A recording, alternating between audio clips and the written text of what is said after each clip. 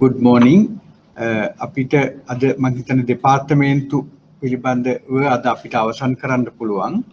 මම හිතන්නේ ඔයගොල්ලොත් බලන්න නැති කියලා විභාග ප්‍රශ්න එහෙම අපිට තියෙන්නේ මම හිතන්නේ අපි ඉවර කරා නියෝජිත මේ කාර්යයන් කරන දෙපාර්තමේන්තුත් අපි ඉවර කරා. එතකොට අපිට අද තියෙන්නේ නිරාකරණ බල ගැනීම කරා නියෝජිත සේවා කරා. එතකොට අද තියෙන්නේ ආයතනික සේවා කාණ්ඩය. එදා අපි රාජ්‍ය ණය දෙපාර්තමේන්තුවත් කරා කියලා මම හිතන්නේ. එතකොට අද තියෙන්නේ ආයතනික සේවා කාණ්ඩය කියන එක. ඒ කියන්නේ මෙතනදී අදහස් කරන්නේ මේ දැන් මෙච්චර අපි කතා කරපු ඒවල අපි ආර්ථික හා මිල ස්ථායීතාව සම්බන්ධයෙන් ඊළඟට මූල්‍ය ක්‍රමී ස්ථායීතාව සම්බන්ධයෙන් තිබුණු දෙපාර්තමේන්තු කතා කරා. ඊළඟට නියෝජිත සේවා කියන්නේ රජයේ නියෝජිත සේවා විදිහට කරන කාර්යයන් කරන දෙපාර්තමේන්තු ගැන කතා කරා. ඊළඟට මේ ආයතනික සේවා කාණ්ඩය කියන්නේ ඇත්තටම මේ සිදු කරන දේවල්. ඒ සිදු කරන දේවල් වලට සහාය වීමට තියෙන දෙපාර්තමේන්තු. ඒකයි මෙතන ආයතනික සේවා කියන්නේ. දැන් බැංකු විදු පියස ගත්තොත් එහෙම කාර්ය මණ්ඩලයේ ඒ වගේ අයව දැනුවත් කිරීම කරන්න. ඊළඟට පොදුවේ කතා කරනවා. ඊළඟට අපි ගත්තොත් මොකද්ද මේකේ තියෙන අපි sannivedana දෙපාර්තමේන්තුව ගත්තොත් ඒ sannivedana දෙපාර්තමේන්තුවේ කාර්යභාරය තමයි මොකද්ද? විශේෂයෙන්ම මුදල් ප්‍රතිපත්ති තීරණ සම්බන්ධයෙන් දැනුවත් කිරීම සමාජය දැනුවත් කිරීම කරන්න ඕන. එතකොට ඒ වගේ අර අනෙකුත් දෙපාර්තමේන්තු වලට ඒවට සම්බන්ධිත කාර්යයන් කරන්න. පහසුකම් කළමනාකරන කිව්වොත් එහෙම එතකොටත් මේ මහ බැංකුවේ සේවකයෙක් ඊළඟට ගොඩනැගිලි හැම දෙයකටම සේවා පහසුකම් සැපයි.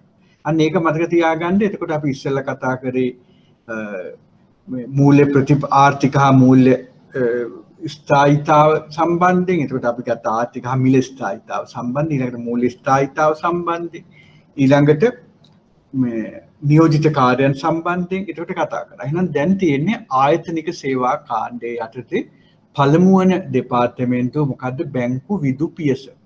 Center for Banking Studies කියලා මේකට කියනවා මේ CBS එක කියලා කියන්නේ. Center for Banking Studies.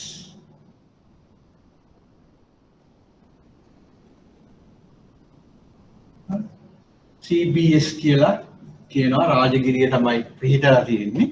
එතකොට මෙතන මේකේ දාලා තියෙනවා බැංකුවේ කාර්ය මණ්ඩලය සහ මූල්‍යාංශය සඳහා අභ්‍යන්තර කියන්නේ බැංකුවේ කාර්ය මණ්ඩලය වගේම මූල්‍යාංශය කියන්නේ ශ්‍රී ලංකාවේ පිහිටලා තියෙන නේද? නොයෙකුත් මූල්‍ය ආයතන තියෙනවා. බැංකු තියෙනවා, මූල්‍ය සමාගම් තියෙනවා. ඒ හැම පාර්ශවයක් වෙතම කියන එක බැංකුවේ කාර්ය මණ්ඩලයක් ඊළඟට මූල්‍යාංශය සඳහා අභ්‍යන්තර පුහුණු වැඩසටහන් මෙහෙයවීම පිළිබඳ වගකීම දරන. ඒ අය මේ කාලීනව දිගින් දිගටම මේ තියෙන පුහුණු වැඩසටහන් ඒවයි ආයතන වලට දන්වනවා, ඊමේල් කරනවා. ඊට පස්සේ ඒ අයට පුළුවන් ඒ සඳහා අයදුම් කරන්න. ඊට පස්සේ අයදුම් කරලා එන අයගේ බෑග්ග්‍රවුන්ඩ් එක බලලා ඊට පස්සේ ඒ අය සඳහා ඒ පුහුණු සැසි පවත්වනවා දේශන ආශ්‍රය. එතකොට ඒකටයි මෙතන කියන්නේ බැංකු කාර්ය මණ්ඩලය සහ මූල්‍ය අංශය සඳහා අභ්‍යන්තර පුහුණු වැඩසටහන් මෙහෙයවීම කරයි. දැන් විනිමය රෙගුලාසි සම්බන්ධයෙන් අපි කියමු විනිමය රෙගුලාසි සම්බන්ධයෙන් දැනුවත් කරන්න. නේ? ඊළඟට අපි ගත්තොත් මොනවද? ගිණුම් පවත්වා ගැනීම මූල්‍ය ආයතන වල. අන්නේ ඒ විශේෂ මාතෘකාව ඔස්සේ මේ අභ්‍යන්තර පුහුණු වැඩසටහන් මෙහෙයවීම පිළිබඳ වගකීම දරනවා. ඒතර මහ බැංකුව ඇතුළු මූල්‍ය අංශයේ මානව සම්පත් දියුණු කිරීම සඳහා දායකත්වය නොකඩවා සිදු කිරීම සඳහා පුළුල්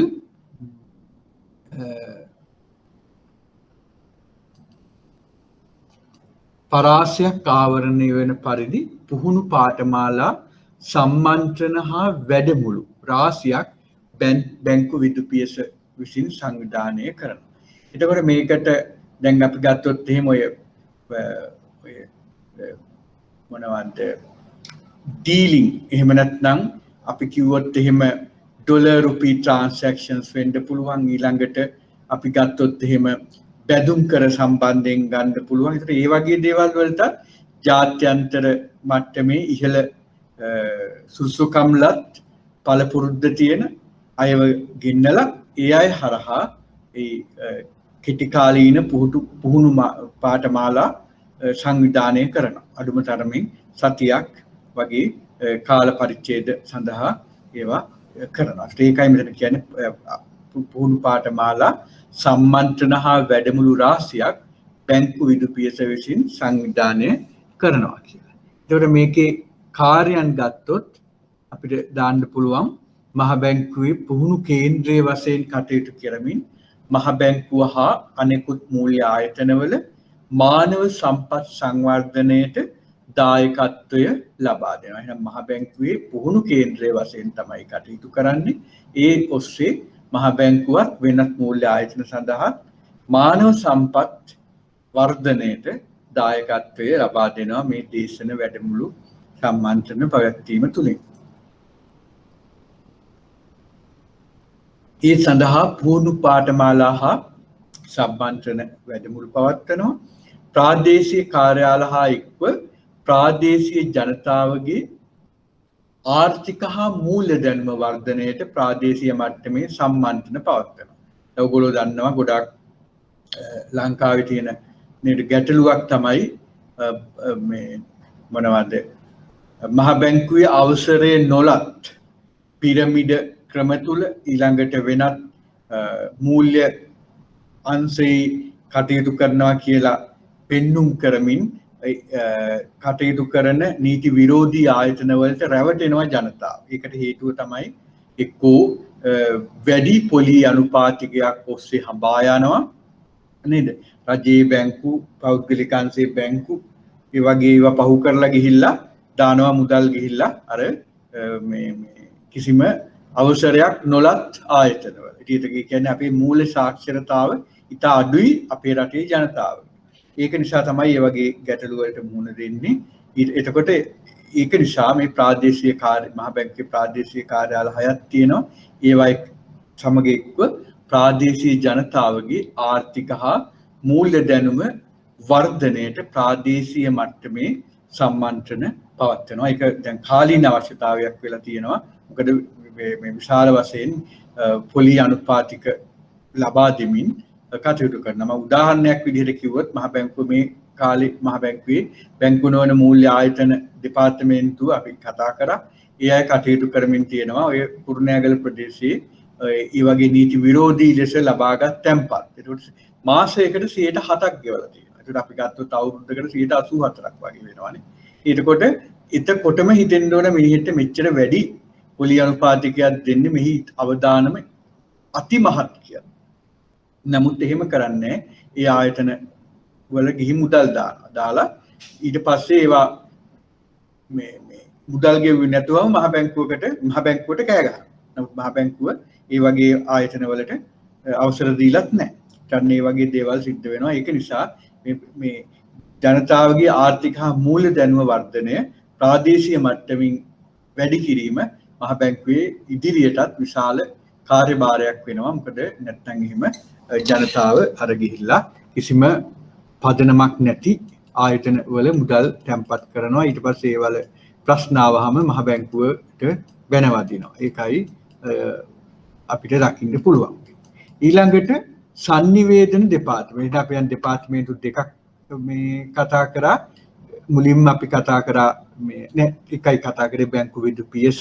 දෙවෙනි එක විදිහට අපි කතා කරන්නේ මෙතන sannivedana දෙපාර්තමේන්තුව. මේ සංනිවේදන දෙපාර්තමේන්තුව ගැන කියද්දි මම මේකට විශේෂයෙන් දෙයක් එකතු කරන්න ඕන මේක කතා කරන්න කලින් වර්තමානයේදී මහ බැංකුවල මේ සංනිවේදන දෙපාර්තමේන්තුව නැත්නම් සංනිවේදනය කියන එක ඉතා වැදගත් කාර්යභාරයක් ඉටු කරනවා. දැන් මම අද පටන් ගන්න ඉන්නවා සාම්ප්‍රදායික නොවන මූල්‍ය ප්‍රතිපත්තිය පිළිබඳව වලට හැඳින්වීමක් කරන්න ලබන සතියේ ඉඳන් එක කරනවා. ඒතර මේ සාම්ප්‍රදායික නොවන මුදල් ප්‍රතිපත්තිය කියන එක මම එතකොට කියන්න. එතකොට ඒ වගේ දේවල් වලදී ඒ වගේම අපි කියමු උද්දමන අනුපාතිකය. උද්දමන අනුපාතිකය යම් මට්ටමක පවත්වාගෙන යන්න නම් මහ බැංකුවයි ජනතාවයි නැත්නම් මහ බැංකුවයි ව්‍යාපාරික හා කුටුම්බංශයයි හිතන ආකාරයේ තියෙන වෙනස ඒ පරතරේ ගොඩක් අවම වෙන්න ඕන. එම අවම වෙන්න නම් මොකද්ද වෙන්න ඕන? මහ බැංකුව කරන කටයුතු පිළිබඳව මුදල් ප්‍රතිපත්තිය වෙන්න පුළුවන්, මූල්‍ය ක්‍රමයේ ස්ථායීතාව ආරක්ෂා කරන්න වෙන්න පුළුවන්. එහෙම නැත්නම් සමාජයේ මේ ආයෝජන වැඩි කිරීම තුළින් ආර්ථික ස්ථායීතාව ඇති කරන්න වෙන්න පුළුවන්. ඒ පණිවිඩය යන්න ඕන ඒක ව්‍යාපාරික හා කුටුම්බංශයට. එහෙම ගියොත් තමයි මහ බැංකුවේ කටයුතු වල විනිවිද භාවයක් ඇති වෙන්නේ. ඒ වගේම උද්දමන පුරෝකතන යනාදිය සම්බන්ධයෙන් මහ ජනතාවගේ සහ මහ බැංකුවේ තියෙන උද්දමන අනුපාතිකයේ පිළිබඳ ඇති ආකල්ප සම්බන්ධයෙන් තියෙන පරතරය අඩු වෙනවා. ඒ සඳහා ඉතා ඉහළ සංනිවේදන ප්‍රතිපත්තියක් තියෙනවා. සංනිවේදන ප්‍රතිපත්තිය කියන එක එනම් මහ බැංකුවේ මුදල් ප්‍රතිපත්ති තීරණ, ඊළඟට මූල්‍ය ක්‍රමයේ ස්ථායීතාව පිළිබඳ තීරණ, ඊළඟට මහ බැංකුවේ මොනවද කීර්ති නාමයට රෙපියුටේෂන් එකට පහර ගැසීම් සම්බන්ධයෙන් වන දේවල් සම්බන්ධයෙන් ඒවල සත්‍ය තත්ත්වයේ ජනතාවට ආවරණය කිරීම ඒ වගේ හැම දෙයකටම මේ සංනිවේදනය කියන එක ඉතා බලවත් අවියක් විදිහට ක්‍රියා කරනවා. ඒක නිසා මේ වර්තමානයේදී සෑම ලෝකයේ තියෙන සෑම මහ බැංකුවක්ම වගේම මේ සංනිවේදන ප්‍රතිපත්තිය ඉතා ඉහළ වැදගත්කමක් ලබා දෙන දෙයක් විදිහට අද තියෙනවා. හරි. එහෙම ගත්තාම බාහිර හා අභ්‍යන්තර සංනිවේදන සේවා සැපයීම, පුස්තකාල සේවා, මුද්‍රණ සේවා හා ආර්ථික ඉතිහාස කෞතුකාගාරයේ කළමනාකරණය පිළිබඳ වගකීම දරනවා. එහෙනම් බාහිරවත් අභ්‍යන්තරවත් සංනිවේදනයේ සැපයීම. ඒකට අපි හිතමු මුදල් ප්‍රතිපත්තිය සම්බන්ධයෙන් මුදල් මණ්ඩලයේ ගනු ලැබූ තීරණ. එතකොට ඒ තීරණ මේ මහ බැංකුවේ සියලුම කාර්ය මණ්ඩලයට දැනුම් දීම කරන අභ්‍යන්තර සංනිවේදන මාධ්‍ය ඔස්සේ ඒ වගේම ජන මාධ්‍ය ඔස්සේ බාහිර ලෝකයට. එතකොට අපි ගත්ත කුටුම්බ හා ව්‍යාපාරික අංශවලට සංනිවේදනය කිරීමේ කාර්යභාරය මේ සංනිවේදන දෙපාර්තමේන්තුවට තියෙනවා. එහෙනම් අභ්‍යන්තර හා බාහිර සංනිවේදන සේවා සැපයීම මේ සංනිවේදන දෙපාර්තමේන්තුව තුලින් කෙරෙනවා. ඊළඟට පුස්තකාල මහා බැංකුවේ ඉතා වැදගත් ග්‍රන්ථ වලින් යුතු පුස්තකාල දෙකක් තියෙනවා. එකක් තියෙනවා ප්‍රධාන කාර්යාලය, අනිත් එක තියෙනවා රාජගිරිය. ඒකට මේ දෙකම ඒ පුස්තකාල සේවා සැපයීම කරනවා. ඊළඟට මුද්‍රණ සේවා. ඒකට මේ මුද්‍රණාලයක් තියෙනවා රාජගිරියේ බැංකුව විදු පියස තුල. ඒක මහ බැංකුවට අදාළ දේවල් හැම දෙයක්ම මුද්‍රණය කිරීම සිදු කෙරෙනවා මෙම මුද්‍රණාලය තුල. එහෙනම් මේ මුද්‍රණ සේවත් මේකට අයිති වෙනවා. එහෙනම් අභ්‍යන්තර හා බාහිර සංනිවේදන සේවා, පුස්තකාල සේවා, මුද්‍රණ හා ඊළඟට ආර්ථික ඉතිහාස කෞතුකාගාරය. ඒකට මහ බැංකුව ඉස්සරහා තියෙන ගොඩනැගිල්ලක ආර්ථික ඉතිහාස කෞතුකාගාරය පවත්වාගෙන යනවා. එතකොට ඒ කාලේ මුල්ම මුදල් මේ හැම දෙයක් සම්බන්ධයෙන්ම තොරතුරු මේ ආර්ථික ඉතිහාස කෞතුකාගාරය තුල තියෙනවා. එතකොට ඒ ආර්ථික ඉතිහාස කෞතුකාගාරය කළමනාකරණය කිරීම පිළිබඳ වගකීම තියෙන්නේ මේ දෙපාර්තමේන්තුවට. හරි. එහෙනම් ඒ තුලින් අපිට කියන්න පුළුවන් මේකේ කාර්යයන් එහෙනම් බාහිර හා අභ්‍යන්තර ප්‍රවේශයන් හරහා මහජනතාව දැනුවත් කිරීමේ වැඩසටහන් සංවිධානය කරනවා. එතකොට මේ බාහිර හා අභ්‍යන්තර ප්‍රවේශයන් හරහා මහජනතාව දැනුවත් කිරීම කියන්නේ මේ මාධ්‍ය නිවේදන හරහා මහජනතාව දැනුවත් කිරීම කියන එක. ඊළඟට විද්‍යුත් මාධ්‍ය දැනුම හා මිනුම තරඟ පවත්වනවා. ඒක ඔයාලට මතක ඇති ඉකොන් අයිකන් වැඩසටහන. එක උදාහරණයක්. විද්‍යුත් මාධ්‍යෙන් දැනුම මිනුම තරඟ පවත්වනවා පාසල් මට්ටමින්. ඊට පස්සේ ජයග්‍රාහකයෝ වෙත තිලින ප්‍රදානය කරනවා. ඊළඟට පුස්තකාලය හා තොරතුරු මධ්‍යස්ථානය හරහා සේවා ලබා දෙනවා. ඊළඟට මහ බැංකුව වෙත දෙමළ මාධ්‍යෙන් පරිවර්තන සේවා ලබා දෙනවා. එහෙනම් මේ ටැමිල් ට්‍රාන්ස්ලේෂන් කියලා කියනවා මහ බැංකුවේ ඒ ප්‍රකාශන සම්බන්ධයෙන් නිවේදන සම්බන්ධයෙන් ඒ ද්‍රවිඩ මාධ්‍යෙන් පරිවර්තන සේවා ලබා දෙන්නේ මේ දෙපාර්තමේන්තුව තුලින්.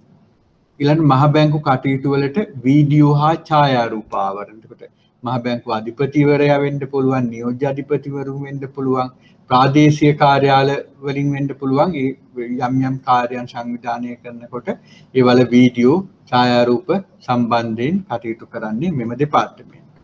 ඊළඟට මුද්‍රණ සේවා ලබා දී. එහෙනම් දැන් ඔයගොල්ලන්ට මතකයි sannivedana දෙපාර්තමේන්තුව සම්බන්ධයෙන්. ඊළඟට අපිට තියෙනවා පහසුකම් කළමනාකරන දෙපාර්තමේන්තුව. ඉස්සෙල්ලා එකට මම කියවෙන ඉංග්‍රීසි වචනය මොකද්ද? sannivedana දෙපාර්තමේන්තුවට කියන්නේ communication department කියලා.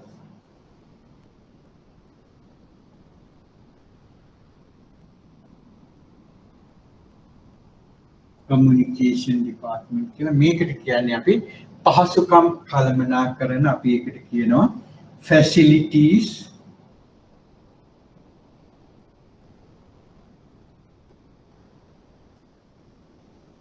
management department. Facilities management department. එක මේකෙදි කරන්නේ මහ බැංකුවේ මම කිව්වා අනිකුත් අය සඳහා අනිකුත් දෙපාර්තමේන්තු සඳහා සේවා සැපයීම කරන අංශය ගැන අපි කතා කරන්නේ. එහෙනම් බැංකු පරිශ්‍රය කිව්වහම අපිට අයිති වෙනවා මහ බැංකුවේ ප්‍රධාන කාර්යාලය රාජගිරිය ඒට අනිකුත් දෙපාර්තමේන්තු ඊළඟට ප්‍රාදේශීය කාර්යාල ඒවල ඒ සියලුම ගොඩනැගිලි ඊළඟට භෞතික වත්කම් AC වෙන්න පුළුවන් ඊළඟට මේ මොනවද ඩිස්ක් නේද අපි කියන්නේ මේ පුටු මේස වෙන්න පුළුවන් කබඩ්ස් වෙන්න හැම දෙයක්ම අයිති. ඊළඟ මේ වාහන මහ බැංකුවට අයිති වාහන ඔක්කොම අයිති වෙනවා බැංකු පරිශ්‍රය සහ භෞතික වත්කම් කියන එකට නඩත්තු කිරීම පිළිබඳ වගකීම තමයි දරන්නේ. මේකේ කාර්යයන් ගත්තොත් මහ බැංකුවේ සේවකයින් පාර්ශ්ව කරුවන් සඳහා ප්‍රසන්න හා සුව පහසු පරිසරයක් ලබා දීමට කටයුතු කරනවා. ඊළඟට එතකොට ක්ලීනින් කටයුතු ඒ සම්බන්ධයෙන් ඒ අධීක්ෂණ කටයුතු කරන්නේ ඒ වගේ දේවල් පිළිසිදු කිරීම සම්බන්ධයෙන් ඊළඟට මහ බැංකුවේ විදුලි හා යාන්ත්‍රික සේවාවල ගුණාත්මක තත්ත්වය පිළිබඳව සොයා බලනවා. ඊළඟට බාධාවකින් තොරව සිය කාර්යයන් ඉටු කිරීම සහ සේවකයන් හට ගොඩනැගිලි පහසුකම් වල විශ්වාසනීයතාවය කියන්නේ හැම දෙයක්ම යථා පරිදි පවතින බවට ඊළඟට මහ බැංකුවේ නිවාඩු නිකේතන නඩත්තු කිරීමක් සිදු කරන්නේ මේ දෙපාර්තමේන්තුව විසින්. නිකන් ඔයාලා යන්තම් මතක තියාගත්තාම හරි මේකේ අර්ථය අරගෙන විභාග ප්‍රශ්න වලට අහන අවස්ථා අඩුයි. නමුත් ඔයගොල්ලන්ට අවබෝධයක් තියෙන්න ඕන. ඇහුවොත් ඒ සඳහා උත්තර ලබා දෙන්න. ඊළඟට ඔන්න මූල්‍ය දෙපාර්තමේන්තුව. මූල්‍ය දෙපාර්තමේන්තුව සම්බන්ධයෙන් ඔයගොල්ලන්ගේ අර දෙවෙනි ප්‍රශ්නයත් එන්නේ හැමදාම එන්නේ දෙවෙනිය දෙන ප්‍රශ්නය මොකද්ද? මහ බැංකුවේ ගිණුම් සම්බන්ධ. ඒකට මේ ගිණුම් සකස් කිරීම කරන්නේ මේ මූල්‍ය දෙපාර්තමේන්තුව විසින්.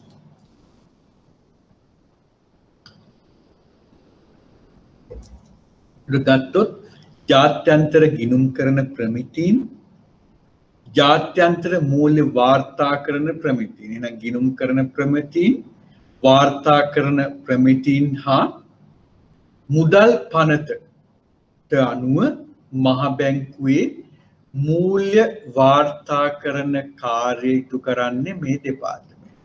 එහෙනම් ගිණුම් කරන ප්‍රමිතීන් ඊළඟට මූල්‍ය වාර්තා කරන ප්‍රමිතීන් හා මුදල් නීති පනතේ විධිවිධානයන්ට යටත්ව මහ බැංකුවේ මූල්‍ය වාර්තාකරණය සිදු කෙරෙන්නේ මෙම දෙපාර්තමේන්තුව තුලින්. ඒක තමයි ප්‍රධාන කාර්ය. ප්‍රධාන ජර්නලයේ මොකද ලෙජරේ පවත්වාගෙන යන්නේ ඒ හැම දෙයක්ම කරන්නේ මෙතන. එහෙනම් ඒ කාර්යයන් විදිහට තියෙන ඊට පස්සේ මේකට වෙන වෙන දේවලුත් එකතු වෙනවා. ඒවා අපි මේකේ දාලා තියෙනවා කාර්යයන් යටතේ. මොනවද? මූල්‍ය ප්‍රකාශන පිළියෙල කිරීම. ඒ කියන්නේ මූල්‍ය ප්‍රකාශන කියන්නේ අපි එතකොට අපි දන්නවා නේද ආදායම් ප්‍රකාශනය, ශේෂ පත්‍රය, ඊළඟට මුදල් ප්‍රවාහ ප්‍රකාශනය, ඒවට අදාළ සටහන් ඒ හැම දෙයක්ම කෙරෙන්නේ මෙම දෙපාර්තමේන්තුව තුලින් මේකෙදී. එහෙනම් මූල්‍ය ප්‍රකාශන පිළියෙල කිරීම. ඊළඟට වාර්ෂික අයවැය ලේඛනය කියන්නේ මෙතන වරද්ද ගන්න එපා.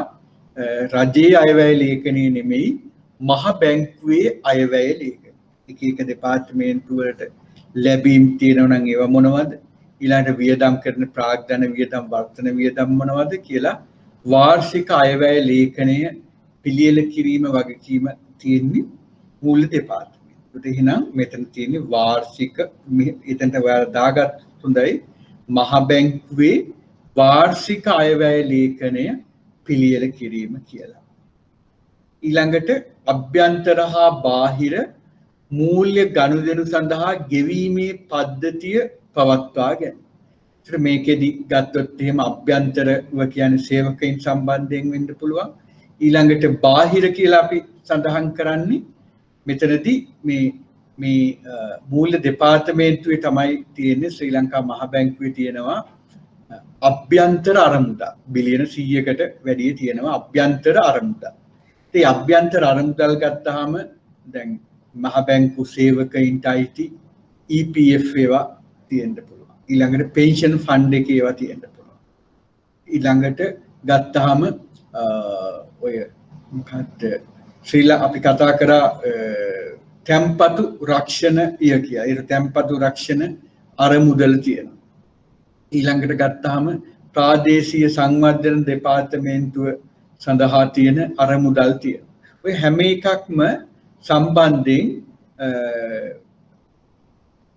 අපි කිව්වොත් එහෙම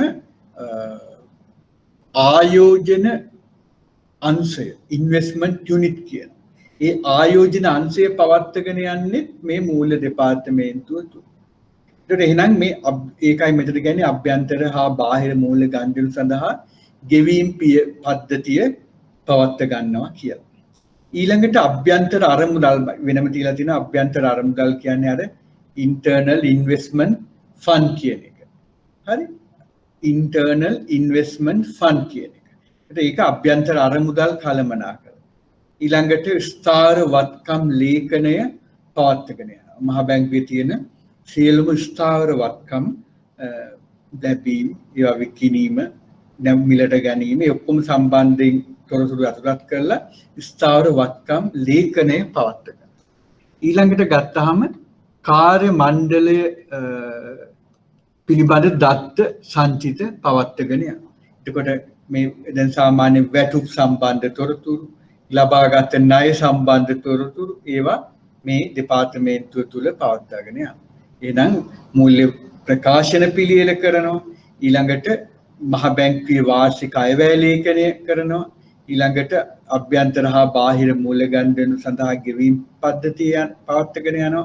අභ්‍යන්තර අරමුදල් කළමනාකරණය කරනවා ඉන්ටර්නල් ඉන්වෙස්ට්මන්ට් ෆන්ඩ් කියන එක. ඊළඟ ස්ථාර වත්කම් ලේඛනය පවත්වාගෙන යනවා. කාර්ය මණ්ඩල ණය පිළිබඳ දත්ත සංචිතය පවත්වාගෙන යනවා. එතකොට ඊළඟට සාමාන්‍යයෙන් වැටුප් ගෙවීම් කිරීම කරන්නේ මේ දෙපාර්තමේන්තුවෙන් තමයි. හරි. එහෙනම් අපි දැන් කතා කරේ මේ මූල්‍ය දෙපාර්තමේන්තුව සම්බන්ධයෙන්. ඊළඟට මානව සම්පත් දෙපාර්තමේන්තුව අපි ගාව තියෙනවා මානව සම්පත් දෙපාර්තමේන්තුව. එතකොට human resources department. ඉස්සෙල්ලා කතා කරේ finance department එක finance කියලා කියනවා finance. ඊළඟට human resources. Human resources department. එතකොට මානව සම්පත් දෙපාර්තමේන්තුව එහෙනම් සේවකයන් සම්බන්ධයෙන් ගත්තාම මේ සේවකයන් බඳවා ගැනීම, ඔවුන් දෙපාර්තමේන්තුවලට අනියුක්ත කිරීම, පුහුණු කිරීම, උසස් කිරීම සහ නිපුණතා අභිප්‍රේරණය පිළිබඳ වගකීම දරනවා. එහෙනම් සේවකයන් සම්බන්ධ කටයුතු කරන්න. එයාලට මේ වාර්ෂික වැටුප් වර්ධක නැත්නම් ඉන්ක්‍රිමන්ට්ස් ඒ ඔක්කොම කරන්නේ මේ දෙපාර්තමේන්තුව තුල. එහෙනම් සේවකයන් බඳව ගන්න ඕන, ඒ අය උසස් කරන්න ඕන, නිපුණතා අභිප්‍රේරණය කරන්න ඕන. මේ හැම දෙයක්ම කරන්නේ මේ මානව සම්පත් දෙපාර්තමේන්තුව තුල.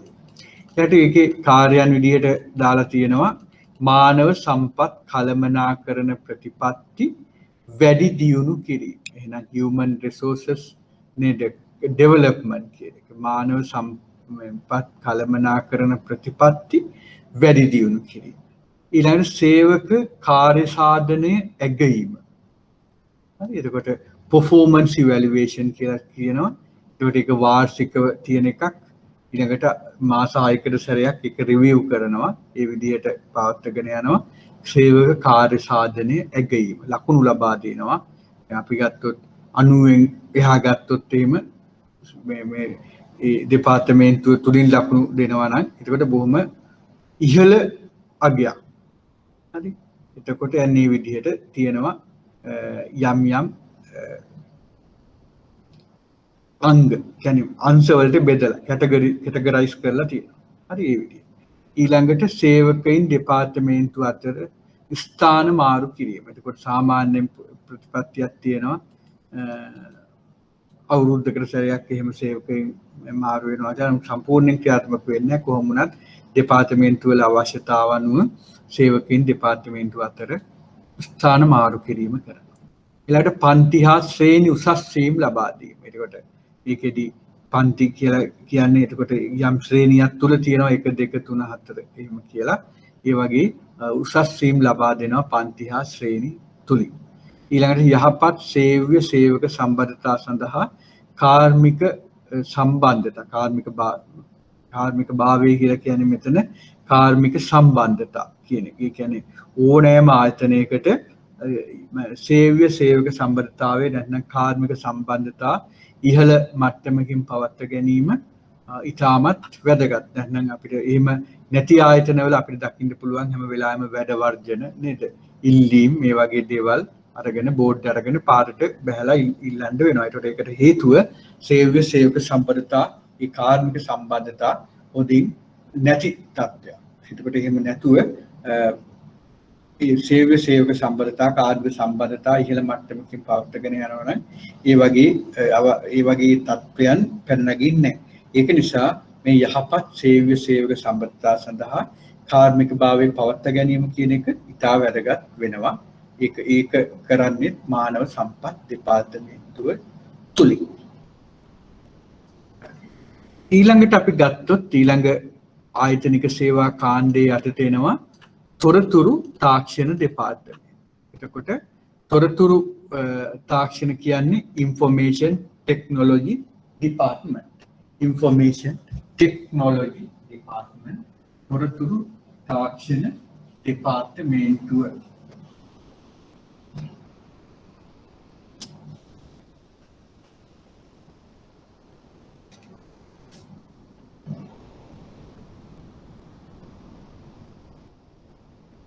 information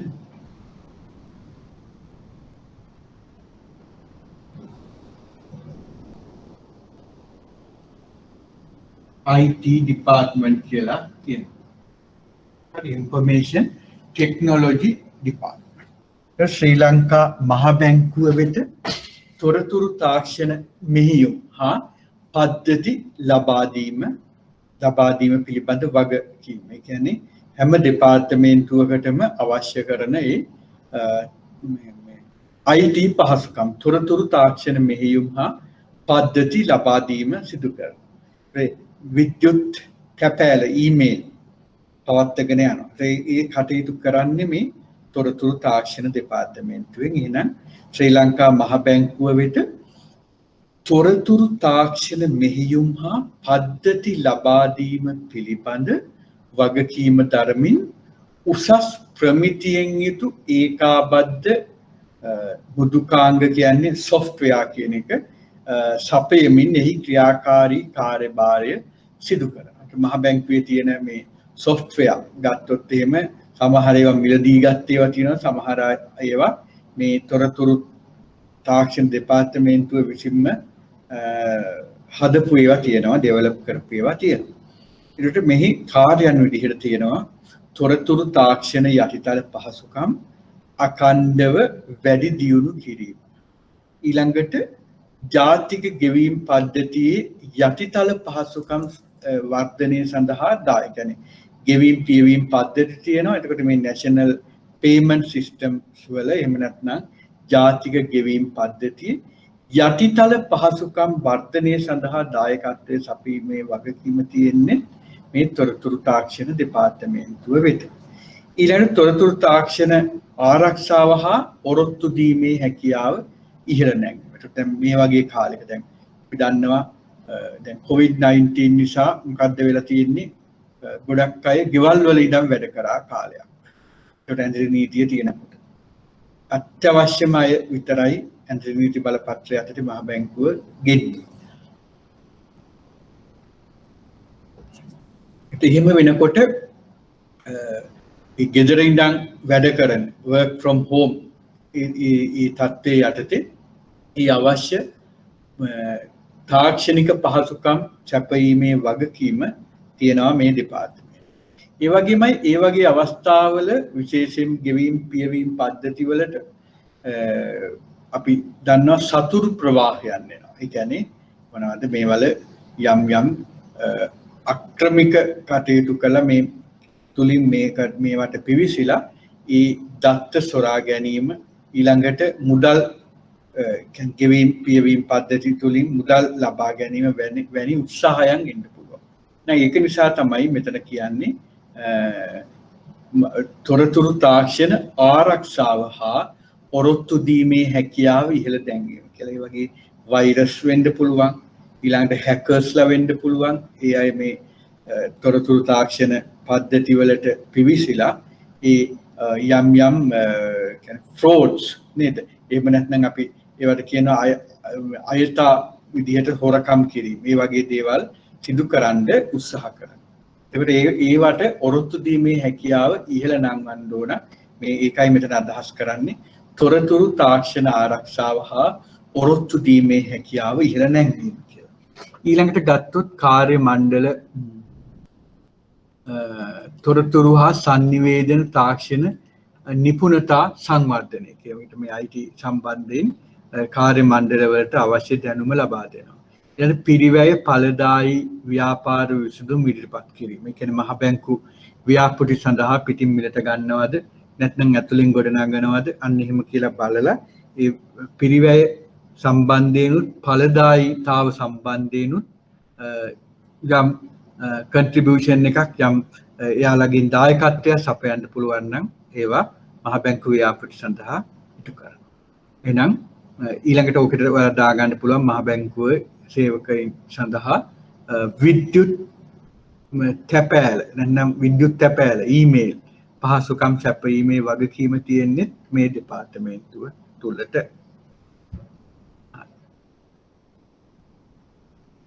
ඊළඟට ගත්තොත් අපිට තියෙනවා මොකද්ද? අභ්‍යන්තර විගණන දෙපාර්තමේන්තුව. අභ්‍යන්තර විගණන එහෙම නැත්නම් අපි කියනවා internal audit කියලා. internal audit.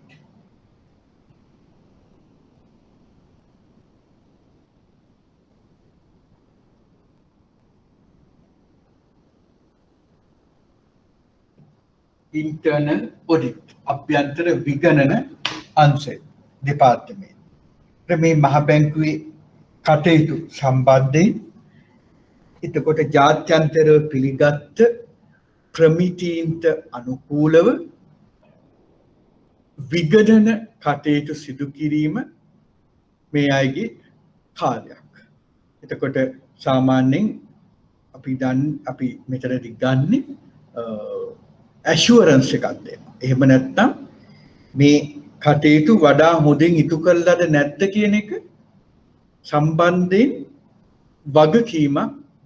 වගකීම උසුලමින් ඒ සඳහා ඒ විගණන කිරීම තුළින් යම් තහවුරුවක් ලබා දෙනවා. ඒකයි මෙතනදී කියන්නේ ගෝලීය ප්‍රමිතීන්ට අනුකූල වන පරිදි අභ්‍යන්තර විගණන කාර්ය පිළිබඳ වගකීම දරයි. එතකොට ඒ අතරට එනවා කාර්යයන් විදිහට අභ්‍යන්තර විගණන සැලසුම් කරන. එහෙනම් මේ විගණන කටයුතු විගණන වැඩසටහන් සැලසුම් කරන වර්ෂයේ මුලටත් කලින් සාමාන්‍යයෙන් ලබන අවුරුද්ද මේ අවුරුද්දේ අග කාර්තුව වෙනකොට ලබන අවුරුද්දේ සිදු කළ යුතු විගණනයන් මොනවද මොන දෙපාර්තමේන්තු සම්බන්ධයෙන් මොන කාර්යයන් සම්බන්ධයෙන් විගණන වැඩසටහන් ක්‍රියාත්මක කරනවද කියන ඒ සැලැස්මක් ඉදිරිපත් කරනවා. මේ මෙතනදී වෙන්නේ මේ අභ්‍යන්තර විගණන දෙපාර්තමේන්තුව ගත්තම සාමාන්‍යයෙන් මහ බැංකුවේ ගොඩක් දෙපාර්තමේන්තු වල දැන් අවදානම් කළමනාකරන දෙපාර්තමේන්තුවටත් ඊළඟට විගණන දෙපාර්තමේන්තුවටත් හැරෙන්නට අනෙකුත් හැම දෙපාර්තමේන්තුවටම මේ වාර්තා කරන ක්‍රමවේදය අනුව මේ රිපෝටින් ලයින් එක අනුව ඉන්නවා කියන්නේ දෙපාර්තමේන්තු ප්‍රධානියා තමයි අධ්‍යක්ෂවරයා හෝ අධ්‍යක්ෂවරිය. ඊට පස්සේ ඒ අධ්‍යක්ෂ වාර්තා කරන්න ඕන සහකාර අධිපතිවරයාට හෝ වරියට එතකොට කියන්නේ අපි ඇසිස්ටන්ට් ගවර්නර් කියලා. ඊට පස්සේ ඉන්නවා මේ ඩෙපියුටි ගවර්නර් නැත්නම් නියෝජ්‍ය අධිපති නැත්නම් ජ්‍යෙෂ්ඨ නියෝජ්‍ය අධිපතිවරයා එනවා සීනියර් ඩෙපියුටි ගවර්නර්. එතකොට ඊළඟට තමයි තියෙන්නේ අධිපතිවරයා මුදල් මණ්ඩලය. ඒකට ඒ විදිහට යන්නේ. නමුත් මෙතනදී අභ්‍යන්තර විගණන දෙපාර්තමේන්තුවට තියෙන්නේ කෙලින්ම මුදල් මණ්ඩලයට තමයි වාර්තා කරන්නේ. ඒ ඇරෙන්න නියෝජ්‍ය අධිපතිවරයෙකු හෝ සහකාර අධිපතිවරයෙකු ඒ අතට වැටෙන්නේ නැහැ. ඒ වෙනුවට තියෙනවා කමිටුවක් ඒක මුදල් මණ්ඩලයට සහාය දක්වන මුදල් මණ්ඩල ගණයේ තියෙන කියන්නේ ඒ සෙක්ටර් එකේ තියෙන ඒ ගවර්නන්ස් එකේ තියෙන කමිටි එකක් ඒකට කියනවා මොනිටරි බෝඩ් ඇඩ්වයිසරි ඔඩිට් කමිටි කියලා. ඒ කියන්නේ මුදල් මණ්ඩලයට මේ උපදෙස් දෙන විගණන කමිටුව කියලා. එහෙනම් අපිට කෙටියෙන් මතක තියාගන්න පුළුවන් මොකක් කියලාද විගණන කමිටුව. එහෙනම් මේ අභ්‍යන්තර විගණන දෙපාර්තමේන්තුව තමන්ගේ කටයුතු පිළිබඳව වාර්තා කරන්නේ කාටද? විගණන කමිටුවට. ඒක මතක තියාගන්න. විගණන කමිටුවට. විගණන කමිටුව සාමාන්‍යයෙන් සමන්විත වෙන්නේ ඇත්තටම සමන්විත වෙන්නේ පත්කල විධායක නොවන මුදල් මණ්ඩල සමාජිකයෙක්. එහෙනම් ජනාධිපතිවරයා විසින් පත් කරනු ලබන විධායක නොවන සමාජිකයන් 3 දෙනාගෙන් එක්කෙනෙක්ව පත් කරනවා මේ විගණන කමිටුවට. ඒකට විගණන කමිටුව තුල ඉන්නවා එහෙනම් සභාපති විදිහට මේ විදිහට ඉන්නවා මුදල් මණ්ඩල සමාජිකයෙක්. තවත් සමාජිකයන් දෙදෙනෙකු ඉන්නවා. ඒ දෙදෙනා ගත්තාම එයාලා බාහිර සමාජිකයින් නමුත් ක්ෂේත්‍රය පිළිබඳ ඉතා ඉහළ මේ දැනුමක් හා සුදුසුකම් ලත් අය ඉන්නේ දෙන්නේ. ඒකට මේ විදිහට විගණන කමිටුව සමන්විත වෙනවා ප්‍රධාන වශයෙන්. එහෙනම් මුදල් මණ්ඩල සමාජිකයයි පත් කළ බාහිර සමාජිකයින් දෙදෙනෙකු. මේ කමිටුවට තමයි වාර්තා කරන්නේ මේ අභ්‍යන්තර විගණන දෙපාර්තමේන්තුව. මම එතන අදහස් කරේ මේ අභ්‍යන්තර විගණන සැලසුම. ඒ කියන්නේ ඊළඟ වසර සඳහා වන විගණන සැලැස්ම. හරි ඉදිරිපත් කරන්නේ මේ විගණන කමිටුවට. ඒ විගණන කමිටුවට දාලා ඒක සම්මත කරගන්න අවශ්‍යයි. එහෙනම් අභ්‍යන්තර විගණන සැලසුම් කිරීම කරනවා. ඊළඟට විගණන පැවරුම් ක්‍රියාත්මක මේ විදිහට ලබා ගන්න මේ විගණනයන් සිදු කිරීම ක්‍රියාත්මක කරනවා. ඊළඟට විගණන කටයුතු වල ප්‍රගතිය වාර්තා කරනවා. කාටද වාර්තා කරන්නේ? මේ විගණන කමිටුවට. ඊට පස්සේ මාඩලික පත්‍රිකා හරහා මේ ත්‍රිමාසිකව අනිවාර්යයෙන්ම මුදල් මණ්ඩලයට වාර්තා කරනවා. මේ වාර්තා කරන්න කලින් මේ විගණන කටයුතු පිළිබඳව රෙකමෙන්ඩේෂන් එක එහෙම නැත්නම් නිර්දේශය ලබා ගන්න ඕන විගණන කමිටුවේ සාකච්ඡා කරලා. ඊළඟට මුදල් මණ්ඩල උපදේශන විගණන කමිටුව. ඒක තමයි තියෙන්නේ අර මම කිව්වා මොනිටරි බෝඩ් ඔඩිට් ඇඩ්වයිසරි ඔඩිට් කමිටි කියලා. මුදල් මණ්ඩල උපදේශන විගණන කමිටුව සඳහා පහසුකම් සලසනවා. ඒ කියන්නේ ඒකේ තියෙන රැස්වීම් ත්‍රිමාසිකව රැස්වීම් තියෙනවා. ඒ රැස්වීම් කටයුතු සංවිධානය කරන්නේ ඒවල මොනවද අපි කියනවා මිනිට්ස් කියලා ඒ සම්බන්ධයෙන් සටහන් කරනවා. ඒ ඔක්කොම සකස් කිරීම ඔක්කොම කරන්න ඕන මේ දෙපාර්තමේන්තුව. මුදල් මණ්ඩල උපදේශන විගණන කමිටුවට අපි කියන්නේ monetary board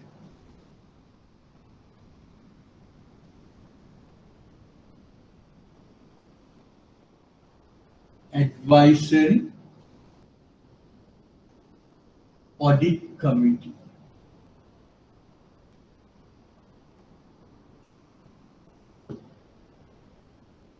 Monetary Board Audit Advisory Committee.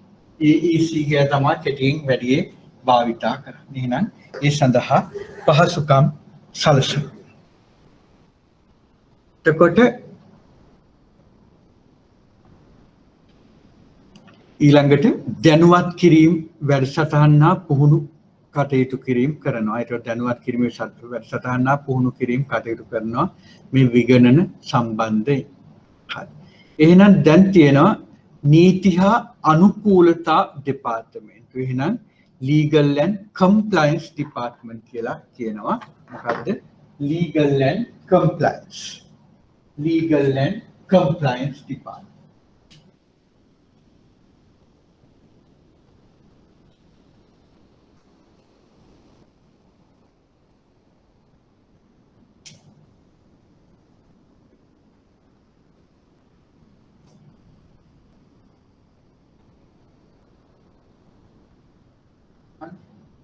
LCD legal and compliance. ඒක මහා බැංකුවේ නීති සම්බන්ධයෙන් ඊළඟට මහා බැංකුවේ කටයුතු මේ පවතින නීති රීති වලට අනුකූලවද වෙන්නේ කියන එක පිළිබඳව වගකීම තියෙනවා. එහෙනම් සියලුම නීතිමය කාර්ය ප්‍රතිපාටිමය නීතිමය හා කාර්ය ප්‍රතිපාටිමය කාර්යයන් වලදී මහා බැංකුවේ ඒකාග්‍රතාව සහතික කිරීම පිළිබඳ. කියන්නේ මේ සියලුම නීති රීති රෙගුලාසි සම්බන්ධයෙන් කටයුතු කිරීමේදී එම නීති රීති වලට අනුකූලව කටයුතු සිදු වෙනවාද කියලා සහතික කිරීම මේ දෙපාර්තමේන්තුවට තියෙනවා. අපි හිතමු උදාහරණයක් සම්බන්ධයෙන් අපි හිතමු යම් මූල්‍ය සමාගමක් වහනවා. ඒ වහන කොට ඒ අදාළ දෙපාර්තමේන්තුව කරන කටයුතු සම්බන්ධයෙන් ඉදිරිපත් කරන මුදල් මණ්ඩලයට. එහෙනම් මේ මුදල් මණ්ඩලය ඉදිරිපත් කරනකොට එහෙනම් මේ නීති හා අනුකූලතා දෙපාර්තමේන්තුව විසින් සහතික කිරීමක් කරනවා. මේගොල්ලෝ මේ කරන්න යන කාර්යභාරය මේ පනතේ තියෙන විධිවිධානයන්ට අනුකූලයි කියලා තියෙනවා. ඒත් ඒ වගේ සියලුම නීතිමය හා කාර්යමය ප්‍රතිපාටිමය කාර්යයන් වලදී මහ බැංකුවේ ඒකාග්‍රතාව පිළිබඳ සහතික කිරීම පිළිබඳ වගකීම දරනවා. දැන් මේකේ කාර්යයන් සම්බන්ධයෙන් ගත්තොත් තියෙනවා මහ බැංකුව සම්බන්ධ නීති හා නීතිමය ප්‍රතිපාටින්ගේ විශ්වාසනීයත්වය තහවුරු කරනවා. එහෙනම් මහ බැංකුව කටයුතු කරන්නේ රජයට සහයෝගය දෙන්නේ රාජ්‍ය ප්‍රතිපත්ති ක්‍රියාත්මක කරන සහයෝගය දෙන්නේ මහ බැංකුවට පුළුවන් වෙන්නේ තියෙන නීති රීති ප්‍රතිපාටියට අනුකූලව. එහෙනම් මහ බැංකුවේ යම් කාර්යයන් කරනවා නම් එතකොට ඒක මේ පවතින නීති රීති මුදල් නීති මණ්ඩල පනතට මුදල් නීති පන්තිට අනුකූලව කිඩු කෙරෙනවා. ඒ සම්බන්ධයෙන් ඒ විශ්වාසනීයත්වය තහවුරු කරනවා. ඊළඟට මුදල් මණ්ඩලය හා මහ බැංකු සේවකයින්ගේ පාර්ශවයන් වන නඩු කටයුතු මනාව මෙහෙයවීම. එහෙනම් මුදල් මණ්ඩලය වෙත නඩු පවරලා තියෙනවා නම් මුදල් මණ්ඩලය වෙනත් පාර්ශවයක් වෙත නඩු පවරලා තියෙනවා නම් ඊළඟට මහ බැංකු සේවකයින්ට මේ සේවාමය කටයුතු සම්බන්ධයෙන් නඩු වැටිලා තියෙනවා නම් ඒ සම්බන්ධයෙන් ඒවා මෙහෙයවීම උපදෙස් දීම සම්බන්ධ වගකීම තියෙනවා. ඊළඟට ප්‍රධාන අනපනත් සමාලෝචනය හා ප්‍රතිසංස්කරණය සඳහා දායක වීම. එහෙනම් ප්‍රධාන අනපනත් සම්බන්ධයෙන් දැන් කියනවා මුදල් නීති පන්තියේ තියෙන යම් යම් විධිවිධානයන් සංශෝධනය කරන්න අවශ්‍යයි. ඊළඟට බැංකු පනත අනුව බැංකු පනතට අනුව මූල්‍ය සමාගම් පනතට අනුව ඒවල තියෙන ඒ අනපනත්වල තියෙන කරුණු අනුව යම් කාලීනව ගත්තම වෙනස් වීම වෙන්න ඕන. එහෙනම් ඒවා සමාලෝචනය කරලා ප්‍රතිසංස්කරණ කරන්න. ඒ කියන්නේ වෙන නිර්දේශ ඒවා රිවිව් කරන්න. ඒවා ඇමෙන්ඩ් කරන්න. ඒ අවශ්‍ය සහාය ලබා දෙන්න ඕන මේ දෙපාර්තමේන්තුව විසින්. ඊළඟට මහ ජනතාව දැනුවත් කිරීම නීතිමය කටයුතු සම්බන්ධයෙන් මහ ජනතාව දැනුවත් කිරීම වෙන්න ඕන. ඊළඟට මහ බැංකුව මගින් පරිපාලනය කරන පනත්වල විධිවිධාන වලට අදාළ අපරාධ වැරදි සම්බන්ධ නීති බලගැන්වීම සිදු කරනවා. එහෙනම් එතකොට ඒ සම්බන්ධයෙන් ඒ පනත් වලට අදාළ ක්‍රිමිනල් කේසස් නේද අපි අපරාධ වැරදි සම්බන්ධ නීති බලගැන්වීම සිදු කිරීම කරනවා. මේක කියවුවාම ඔයගොල්ලන්ට තේරෙනවා මේ සම්බන්ධයෙන් දැන් මේ කියන කරුණු වලින් යම් තොරතුරු වල එකතු කරගත්තම එතකොට පුළුවන් මේවා මතක තියාගන්න. මොකද මේවා විභාගෙට අහන්න තියෙන ඉඩකඩ ඉතා වැඩි නිසා. ඊළඟට ප්‍රතිපත්ති සමාලෝචන හා නිරීක්ෂණ දෙපාර්තමේන්තුව. එතකොට කියනවා පොලිසි රිවිව් හරි දාම් පොලිසි PRMD කියලා. RMD Policy Review and Monitoring Department. Policy Review and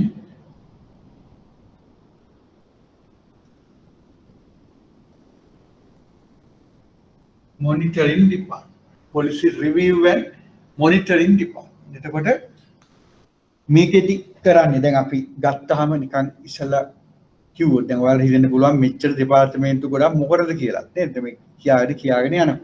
නමුත් අපි බැලුවොත් මේ ඒක නිසා මම පොඩ්ඩක් මේ ගැන කියන්නම්. දැන් අපි හිතමු අපිට දැන් අපි ගත්තොත් ඔයගොල්ලන්ට මතක ඇති 2016 දී අපිට ළඟා කරගන්න ඕන කිව්වා ඒක පුද්ගල ආදායම ඇමරිකානු ඩොලර් 4000ක් බවට පත් කරගන්න. මේක ඉදිරිපත් කරේ 2011.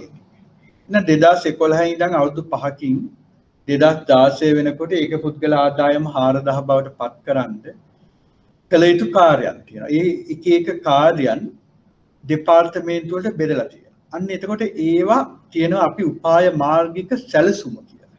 එහෙනම් මේ ටාගට් එකට යන්න මේ ඉලක්කයට යන්න මෙන්න මේවා මේ කාර්යයන් කරන්න ඕනේ. ඒකයි උපාය මාර්ගික සැලසුම කියලා කියන්නේ. ඊළඟට අපි ගත්තාම අපි තව එකක් ගමු.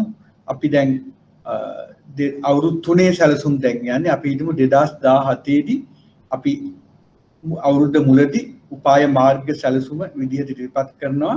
අපි 2020 වෙනකොට මොකද්ද නම්‍යශීලී උද්දමන ඉලක්ක කරන ප්‍රතිපත්තිය ක්‍රියාත්මක කරනවා. නම්‍යශීලී උද්දමන ඉලක්ක කරන ප්‍රතිපත්තිය ක්‍රියාත්මක කරනවා. එහෙනම් එතනදී සම්පූර්ණයෙන් ඒක ක්‍රියාත්මක කරන්න යම් කාර්යයන් කෙරෙන්න ඕන. මේකට හැම දෙපාර්තමේන්තුවක්ම තම තමන්ගේ નિયમિત කාර්යයක් කරනවා. ඒවා හරියට කෙරෙනවද කියලා මේ උපාය මාර්ග සැලසුම සකස් කරනවා. දැන් 2017 දැන් දාපුවේකේ උපාය මාර්ග සැලසුම් 6ක් තිබුණා. එතකොට එකක් කිව්වොත් ඔය නම්‍යශීලී උද්දමන ඉලක්ක කරන්නේ ඊළඟට මහ බැංකුවට සිංහල වචනේ මම කතා කරද්දී කියන්නම් ERM framework කියලා enterprise wide risk management කියලා. ඒ කියන්නේ මහ බැංකුවේ දෙපාර්තමේන්තු තම තමන්ගේ වෙනම අවදානම් ගැන අවධානය යොමු කරන්නේ නැතුව එක දෙපාර්තමේන්තුවක් පිළිහිටවල ඒ තුලින් තමයි හැම එකක්ම අර කමිටි ලෙවල් එකකින් top to down to top කියලා එහෙම කියන්නේ top down approach ඊළඟට bottom up approach කියලා දෙකක් තියෙනවා. එහෙම ගත්තාම ඒ කියන්නේ උඩ ඉඳන් පහළටත් පහළ ඉඳන් උඩට. ඒකට අන්න ඒ විදිහට වෙනවා. අන්න ඒ විදිහට ඒ උපාය මාර්ගය හරියාකාරව ක්‍රියාත්මක වෙනවද කියලා මාස 3කට සැරයක් quarterly review කරනවා. කරන දෙපාර්තමේන්තුව තමයි මේ ප්‍රතිපත්ති සමාලෝචන දෙපාර්තමේන්තුව. එහෙනම් දැන් ඔයාලට මෙහෙම අයිඩියා එකක් එනවා. මොකද්ද? මහ බැංකුව යම් ඉලක්කයන් කරා ගමන් කරනවා. ඒ ඉලක්කයට පොදුවේ ගමන් කරනකොට මේ මහ බැංකුවේ තියෙන දෙපාර්තමේන්තු විසින් කළ යුතු කාර්යභාරයන් එයාලට දීලා තියෙනවා. ඒක ගොඩක් වෙලාවට තමුන්ම හදාගන්න එකක්. ඊට පස්සේ ඉහළට ඉදිරිපත් කරලා ඒ අය ඒකට අනුමැතිය ගන්නවා. ඒ අයගේ අදහස් අරගෙන එතකොට මේ කාර්යයන් කොච්චර දුරකට වෙලා තියෙනවද? ඒ කියන්නේ 100%ක්ම වෙලා තියෙනවද මේ කාර්යය වෙනකොට 80%ද 50%ද කියලා කියන. අන්න ඒවා හොයා බලන. ඒ කියන්නේ සමාලෝචනය කරලා මොනිටර් කරලා හොයලා බලන දෙපාර්තමේන්තුව තමයි මේ ප්‍රතිපත්ති සමාලෝචන හා නිරීක්ෂණ දෙපාර්තමේන්තුව. මම හිතන්නේ දැන් ඔයාලට යම් අයිඩියා එකක් ඇති. නැත්නම් අලුත් දෙපාර්තමේන්තුවක් නිකන් අලුත් කරුණක් ඔයාලගේ බැංකුවල නැති එකක් ගැන කතා කරනකොට ගැටලු තත්ත්වයක් ඇති වෙනවා. ඒකයි මම මෙතනදී යම් පැහැදිලි කිරීමක් කරුවේ. එහෙනම් ශ්‍රී ලංකා මහ බැංකුවේ උපාය මාර්ගික සැලසුම අධීක්ෂණය කිරීම හා ක්‍රියාත්මක කිරීම පිළිබඳව වගකීම දරනවා. එහෙනම් ගත්තාම මෙතනදී කාර්යයක් ගත්තාම ඉදිරි වසරවල්, ඒ කියන්නේ වසර 3 ප්ලෑන් තමයි දැන් තියෙන්නේ. දැන් 2020 දී එහෙනම් 23 වෙනකම් 21 22 23. එහෙනම් අන්න ඒ විදිහට යන්නේ. ඉදිරි වසරවල් 3 සඳහා වන උපාය මාර්ගික සැලසුම පිළියෙල කිරීම ප්‍රගති සමාලෝචනය හා කළමනාකාරීත්වයට වාර්තා කිරීම. එහෙනම් මේ උපාය මාර්ගික සැලසුම සකස් කරන්න ඕන. ඒතර ඒ දෙපාර්තමේන්තු කොච්චර ප්‍රතිශතයක් ඒකෙන් මේ එක වසරවල් වල එක කාර්තු වල කරලා තියනවාද කියලා ප්‍රගති සමාලෝචනය ගැන බලන්න ඕන. ඊට පස්සේ ඒවා කළමනාකාරීත්වයට වාර්තා කරන්න. ඊළඟට උපාය මාර්ගික ප්‍රමුඛතා හඳුනා ගන්න. එහෙනම් මේ උපාය මාර්ග කටයුතු වල මොනවද කියන්නේ ප්‍රයොරිටිස් මොනවද? ඉස්සෙල්ලා කරන්න ඕන මොනවද කියලා හඳුනා ගන්න. ඊළඟ දෙපාර්තමේන්තු ක්‍රියාමාර්ග සැලසුම් කරනවා. එහෙනම් දෙපාර්තමේන්තු මේ උපාය මාර්ග කටයුතු කරන්න ඒ දෙපාර්තමේන්තු කළ යුතු දේවල් මොනවද? ඊළඟට අමාත්‍යාංශවලට හා අනිකුත් රජයේ ආයතනයන්ට වාර්තා යොමු කරනවා. එහෙනම් මහ බැංකුවේ මේ උපාය මාර්ග සැලසුම් වල මේ විදිහට achievements එහෙම නැත්නම් මේ විදිහට ප්‍රගතිය අරන් තියනවා කියලා ඒවට යොමු කිරීම කරනවා.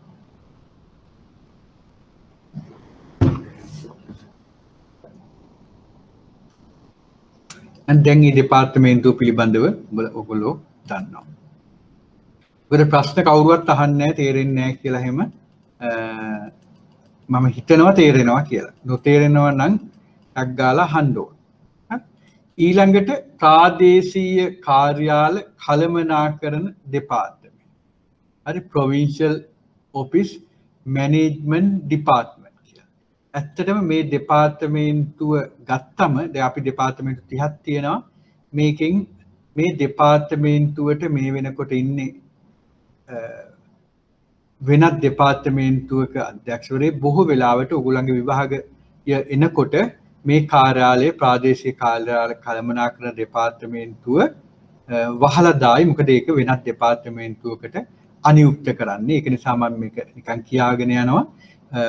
ඵලදායී සම්පත් සංවර්ධනය වැඩි දියුණු කිරීමේ හා ධෛර්යමත් කිරීමේ අරමුණින් ප්‍රාදේශීය කාර්යාලයන්හි කටයුතු සඳහා පහසුකම් සැලසීම හා අධීක්ෂණය කිරීමේ වගකීම තරම්. ඒ කියන්නේ මොකද්ද මේ පළාත් වලට අදාළව සම්පත් නේද විවිධයි. එතකොට ඒ විදිහට අනුරාධපුර පැත්ත ගත්තොත් කෘෂිකාර්මික කටයුතු කරන්න වැව් තියෙනවා නේ. ඊළඟට අපි මොනරාගල පැත්ත ගත්තොත් එහෙම වෙන දේවල් වෙන කියන්නේ වැව් සමහරට අඩු වෙන්න පුළුවන් වෙනත් වගාවන් වලට වී වගාව නෙමෙයි වෙනත් වගාවන් සම්බන්ධයෙන් වෙන්න. නුවරඑළිය පළාත ගත්තොත් නේද එතකොට තේ සම්බන්ධයෙන් ඒ වගේ අපිට විවිධත්වයක් තියෙනවා. එහෙනම් මේ විවිධත්වයේ සලකලා බලලා ඒ ප්‍රාදේශීයව තියෙන සම්පත් වැඩි දියුණු කිරීම සඳහා ප්‍රාදේශීයව ක්‍රියාත්මක වන කාර්යාල සඳහා පහසුකම් සැලසීමත් ඒ අය කරන කටයුතු පිළිබඳව අධීක්ෂණය කිරීමේ වගකීමක් තමයි මේ දෙපාර්තමේන්තුවට තිබුණේ. එහෙනම් ඒ යටතේ අනුරාධපුර, මාතර, මාතලේ ශ්‍රී කුණාමලේ කිල්නොච්චිය හා නුවරඑළිය. එහෙනම් අපි දන්නවා දැන් මේ මහ බැංකුවට අදාළ ප්‍රාදේශීය කාර්යාල 6ක් තියෙනවා. ඒවම ක්‍රියාත්මක වෙනවා. මම මේ කිව්වේ මේවා අධීක්ෂණය කිරීමේ දෙපාර්තමේන්තුව විතරයි වැහෙන්න යන්නේ. අනිකුත් ඒවා තියෙනවා. එහෙනම් මාතර අනුරාධපුර මාතලේ ත්‍රිකුණාමලයේ කිල්නොච්චිය හා නුවරඑළිය කියන ප්‍රාදේශීය කාර්යාල ක්‍රියාත්මක වෙනවා. නමුත් මේ කටයුතු වෙනත් දෙපාර්තමේන්තුවක් විසින් අධීක්ෂණය කරනවා කියන එක තමයි යන්නේ. එතකොට එහෙම ගත්තාම මේ දෙපාර්තමේන්තු වලට ඒ කටයුතු සඳහා පහසුකම් සැලසීමත් අධීක්ෂණය කිරීමත් කරනවා. ඊළඟට පුහුණු හා දැනුවත් කිරීමේ වැඩසටහන් ක්‍රියාත්මක කරනවා. මේ හරහත් ඒ කියන්නේ දැනුවත් කිරීමේ කියලා කියන්නේ මෙතන මූල්‍ය සාක්ෂරතාව අර CBS එකත් කරා ප්‍රාදේශීය සංවර්ධන දෙපාර්තමේන්තුවත් කරනවා. ඊළඟට මේ දෙපාර්තමේන්තුව තුලිනුත් කරනවා. ඊළඟට ප්‍රාදේශීය ආර්ථික අංශ කටයුතු හඳුනා ගන්නවා. ඊළඟට ඒ කියන්නේ ප්‍රාදේශීය ආර්ථික අංශයට කියන්නේ අපේ ගත්තොත් දල දේශීය නිෂ්පාදිතයට දායකත්වයක් සපයන්න පුළුවන් ආර්ථික අංශ මොනවද කියලා අපිට අඳුර ගන්න වෙනවා. ඒකට ඒව අඳුර ගන්න ඕන. මහ බැංකු කාර්යයන් ප්‍රාදේශීය ව්‍යාප්ත කිරීම කියන කාර්යයන් මේ දෙපාර්තමේන්තුව තියෙනවා. මේ ඊළඟට තියෙන්නේ මොකද්ද?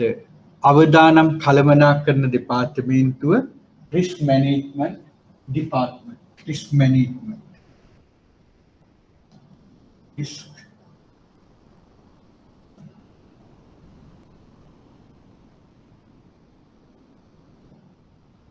risk management department අවදානම් කළමනාකරන දෙපාර්තමේන්තුව RMD එක කියලා කියන්නේ.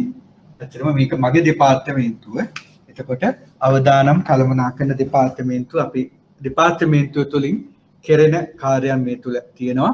ශ්‍රී ලංකා මහ බැංකුවේ විශ්වාසනීයත්වය හා කීර්තිනාමය පවත්වා ගැනීමට මහ බැංකුවේ අවදානම හඳුනා ගැනීම, 탁සීරු කිරීම හා පාලනය කිරීම තුළින් මූල්‍ය අවදානම් කළමනාකරණය.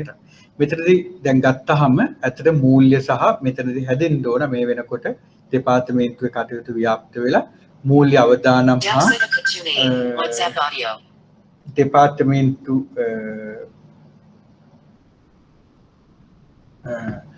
වේ කටයුතු මූල්‍ය අවදානම හා ඊළඟට ගත්තාම අපි ගත්තාම ඔපරේෂනල් නැත්නම් මෙහෙයුම් අවදානම් දෙකම එනවා. මම කෙටියෙන් හඳුන්වලා දුන්නොත් මේ දෙපාර්තමේන්තුව 2015 පෙබරවාරි මාසෙදී තමයි ආරම්භ කරේ. නමුත් එතනදී තිබුණේ අපිට මූල්‍ය අවදානම කියන්නේ මහ බැංකුවේ ඔයගොල්ලෝ දන්නවා සංචිත තියෙනවා. ඒ සංචිත විදේශ සංචිත තියෙනවා. ඒ සංචිත ආයෝජනය කරනකොට ඒ ආයෝජනය වෙන්න ඕන credit risk නැත්නම් ණය අවදානම, ඊළඟට market risk වෙළඳපොළ අවදානම, ඊළඟට liquidity risk නැත්නම් අපි කියනවා මොනවද liquidity risk එතනින් අදහස් ගන්න ත්‍රවශීලතා අවදානම. මේ ණය අවදානම, වෙළඳපොළ අවදානම, ඊළඟට අපි කිව්වා ත්‍රවශීලතා අවදානම. ඒවා අවම වෙන පරිදි තමයි ක්‍රියාත්මක වෙන්නේ. එහෙනම් එහෙම කරන්න නම් එයාට ගයිඩ්ලයින්ස් දෙන්න ඕනේ. ගයිඩ්ලයින්ස් කියලා අපි අදහස් කරන්නේ මාර්ගෝපදේශක දෙන්න ඕනේ. ඒවා සමන්විත වෙනවා IPS එහෙම නැත්නම් ඉන්වෙස්ට්මන්ට් පොලිසි ස්ටේට්මන්ට්. මම මේක ඉංග්‍රීසියෙන් කියන්නම්. මොකද අපි භාවිතයේදී දන්නේ නැහැ සිංහල වචනේ.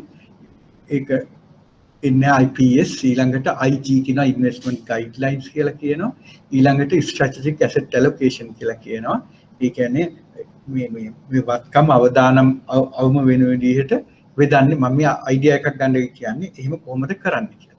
ඔන්න ඔය දේවල් සකස් කිරීම කරලා ඒ මාර්ගෝපදේශකයන් දේශයන්ට අනුවද IOD එකම නම් මේ ජාත්‍යන්තර කටයුතු දෙපාර්තමේන්තුවේ ක්‍රියා කරන්න කියන එක හොයලා බලන්න ඕන. ඒවා කමිටු වලට ඒ කියන්නේ තියෙනවා ඉන්වෙස්ට්මන්ට් ඕවර්සයිට් කමිටි කියලා ආයෝජන පිළිබඳ සොයා බලන කමිටුවක් තියෙනවා. ඊළඟට තියෙනවා බ්‍රොක් කියලා බෝඩ් රිස්ක් ඕවර්සයිට් කමිටි කියලා ඒ මුදල් මණ්ඩල මට්ටමින් තියෙන. ඊළඟට මුදල් මණ්ඩලයට වාර්තා කරන්න ඕන මේවා කම්ප්ලයි වෙනවද, මේවා මේ විදිහටද ආයෝජන සිදු කරන්නේ. අනේ ඒ සම්බන්ධ ඊළඟ දෛනිකව ණය අවදානම ණය ශ්‍රේණිගත කිරීම සම්බන්ධයෙන් හොයලා බලන්න. එහෙනම් ඒ විදිහට බලන්න. ඊළඟට ඉන්ටර්නල් ෆන්ඩ්ස් කියලා වලට මම කිව්වා අභ්‍යන්තර අරමුදල් තියෙනවා. ඒ සම්බන්ධ ඒවල අවදානම් විදිහට කොහොමද ආයෝජනය කරන්න කියන මාර්ගෝපදේශ නිකුත් කිරීමත් ඒවට අනුව කටයුතු කරන්නද කියලාත් බලන්න. ඊළඟ EPF එක තියෙනවා. මොකද්ද මොකද්ද අපි කියන්නේ සමාජ employee provident fund කියලා කියන සේවක අත්සාධක අරමුදල කොහොමද ආයෝජනය කරන්නේ? ඒවා මාර්ගෝපදේශ වලට අනුවද ඒවල යම් කඩ කිරීම non compliances තියෙනවා. අන්න ඒවා ටික බලන්න. එහෙනම් ඒවට අපි කියනවා මොකක්ද කියලාද? මූල්‍ය අවදානම් කළමනාකරණය කියලා. එහෙනම් මූල්‍ය අවදානම් කළමනාකරණය කියලා මේ අවදානම් කළමනාකරන දෙපාර්තමේන්තුව කරන්නේ මොකද්ද? මේ ජාත්‍යන්තර සංචිත අභ්‍යන්තර අරමුදල් හා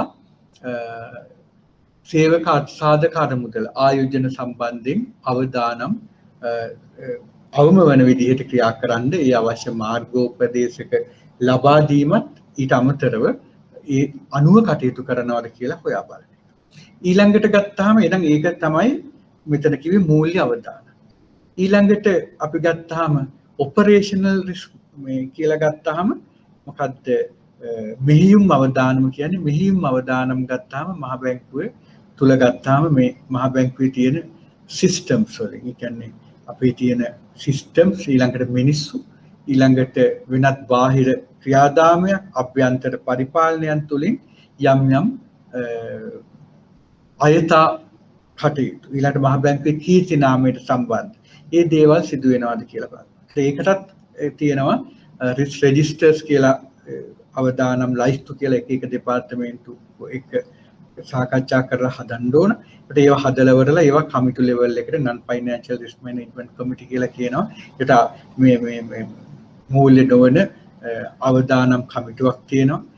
ජ්‍යෙෂ්ඨ නියෝජ්‍ය අධිපතිවරයාගේ මූලිකත්වයෙන් ඒ කියන්නේ සමාජිකයන් විදිහට ඉන්නේ මොනවාද මේ සහකාර අධිපතිවරුන් ඒ වගේ අය ඉදිරියේ මේ ඒ දෙපාර්තමේන්තු මුහුණ දෙන මෙහියුම් අවදානම් සාකච්ඡා කරනවා අර හඳුනාගත්ත අවදානම් සම්බන්ධයෙන් ඒවා ඉතා ඉහළ අවදානම් මැදි අඩු ඒ විදිහට අඳුර ගන්න.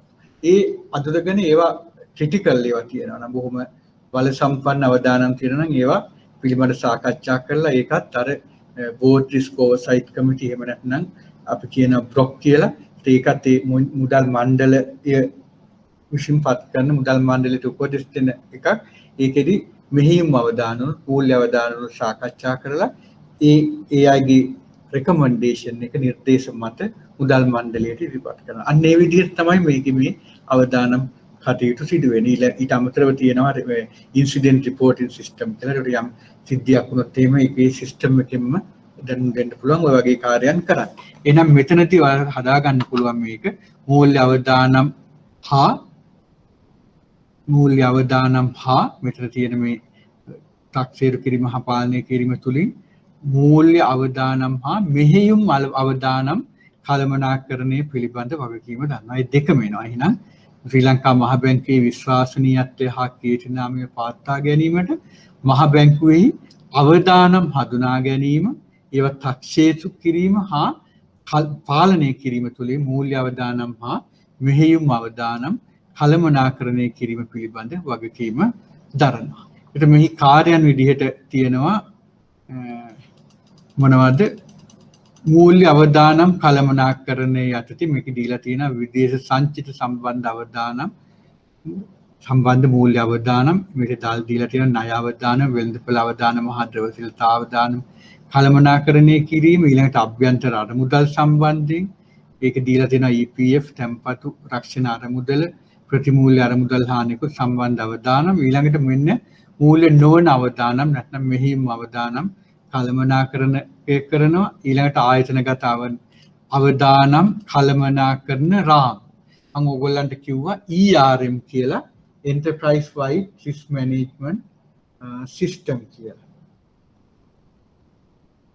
හරි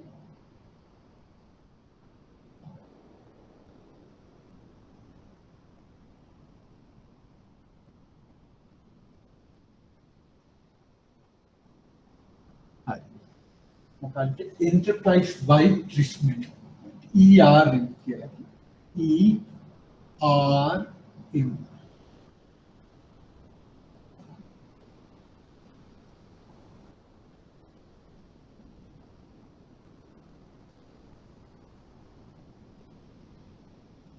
enterprise wide risk management එකෙන් අදහස් කරන්නේ ඒ දෙපාර්තමේන්තු තනිව අවදානම් හඳුනගෙන තියාගන්නේ ඒවා ඔක්කොම අවදානම් කළමනාකරන දෙපාර්තමේන්තුවට දීලා කමිටි ස්ට්‍රක්චර් එක හරහා යවනවා අවසානයේදී මුදල් මණ්ඩලය. ඒකට මේ අවදානම් කළමනාකරන දෙපාර්තමේන්තුවත් කෙලින්ම වගේ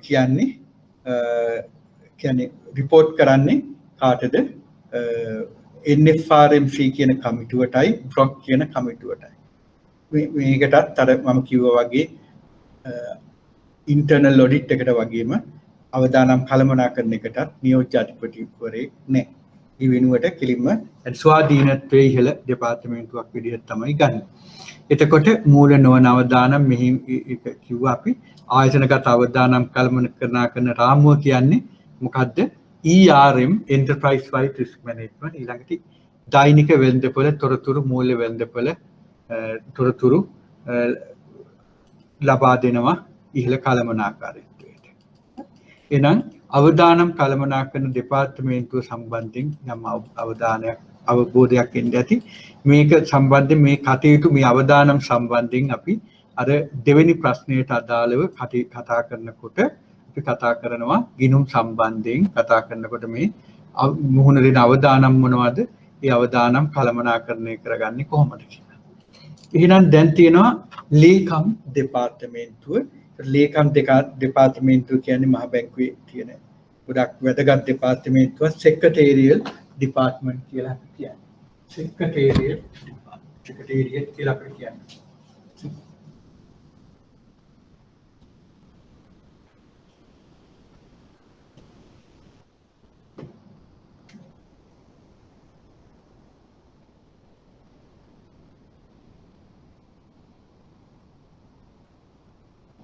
Secretariat Department කියලා කියන්නේ. එතකොට මහ බැංකු කටයුතු පරිපාලනය හා බැංකුවට අවශ්‍ය සේවා මිලදී ගැනීම පිළිබඳ වගකීම දරනවා. එහෙනම් මහ බැංකු කටයුතු සම්බන්ධයෙන් පරිපාලනය. ඉතින් ගත්තාම නිවාඩු සම්බන්ධය ඒවා පරිපාලන කටයුතු වලට අදාළ වෙනවා. ඊළඟට විශ්‍රාම වැටුප් පවත්වා ගැනීම. ඒවා විශ්‍රාම වැටුප් සම්බන්ධයෙන් වාර්තා පවත්ව විශ්‍රාම වැටුප් ගෙවීම මේ ඔක්කොම කරන්නේ මේ ලේකම් දෙපාර්තමේන්තුව. බැංකුවට අවශ්‍ය සේවා මිලට ගැනීම පිළිබඳ වගකීම දරනවා. ඒ කියන්නේ භෞතික වත්කම් මිලට ගන්නකොට ඒ ඔක්කොම දේවල් කෙරෙන්න ඕන මේ ලේකම් දෙපාර්තමේන්තුව. මේ කාර්යයන් විදිහට තියෙනවා භාණ්ඩ හා සේවා ප්‍රසම්පාදනය කිරීම. ඒ කියන්නේ මිලට ගැනීම කියන එක. ඊළඟට විශ්‍රාම වැටුප් ප්‍රතිලාභ ක්‍රමය පරිපාලනය කිරීම. නිවාඩු රීති ක්‍රියාත්මක කිරීම. කියන්නේ නිවාඩු සම්බන්ධයෙන් යම් එක සිද්ධීන් වෙනකොට ඒවට අදාළ නීති ක්‍රියාත්මක කරනවා.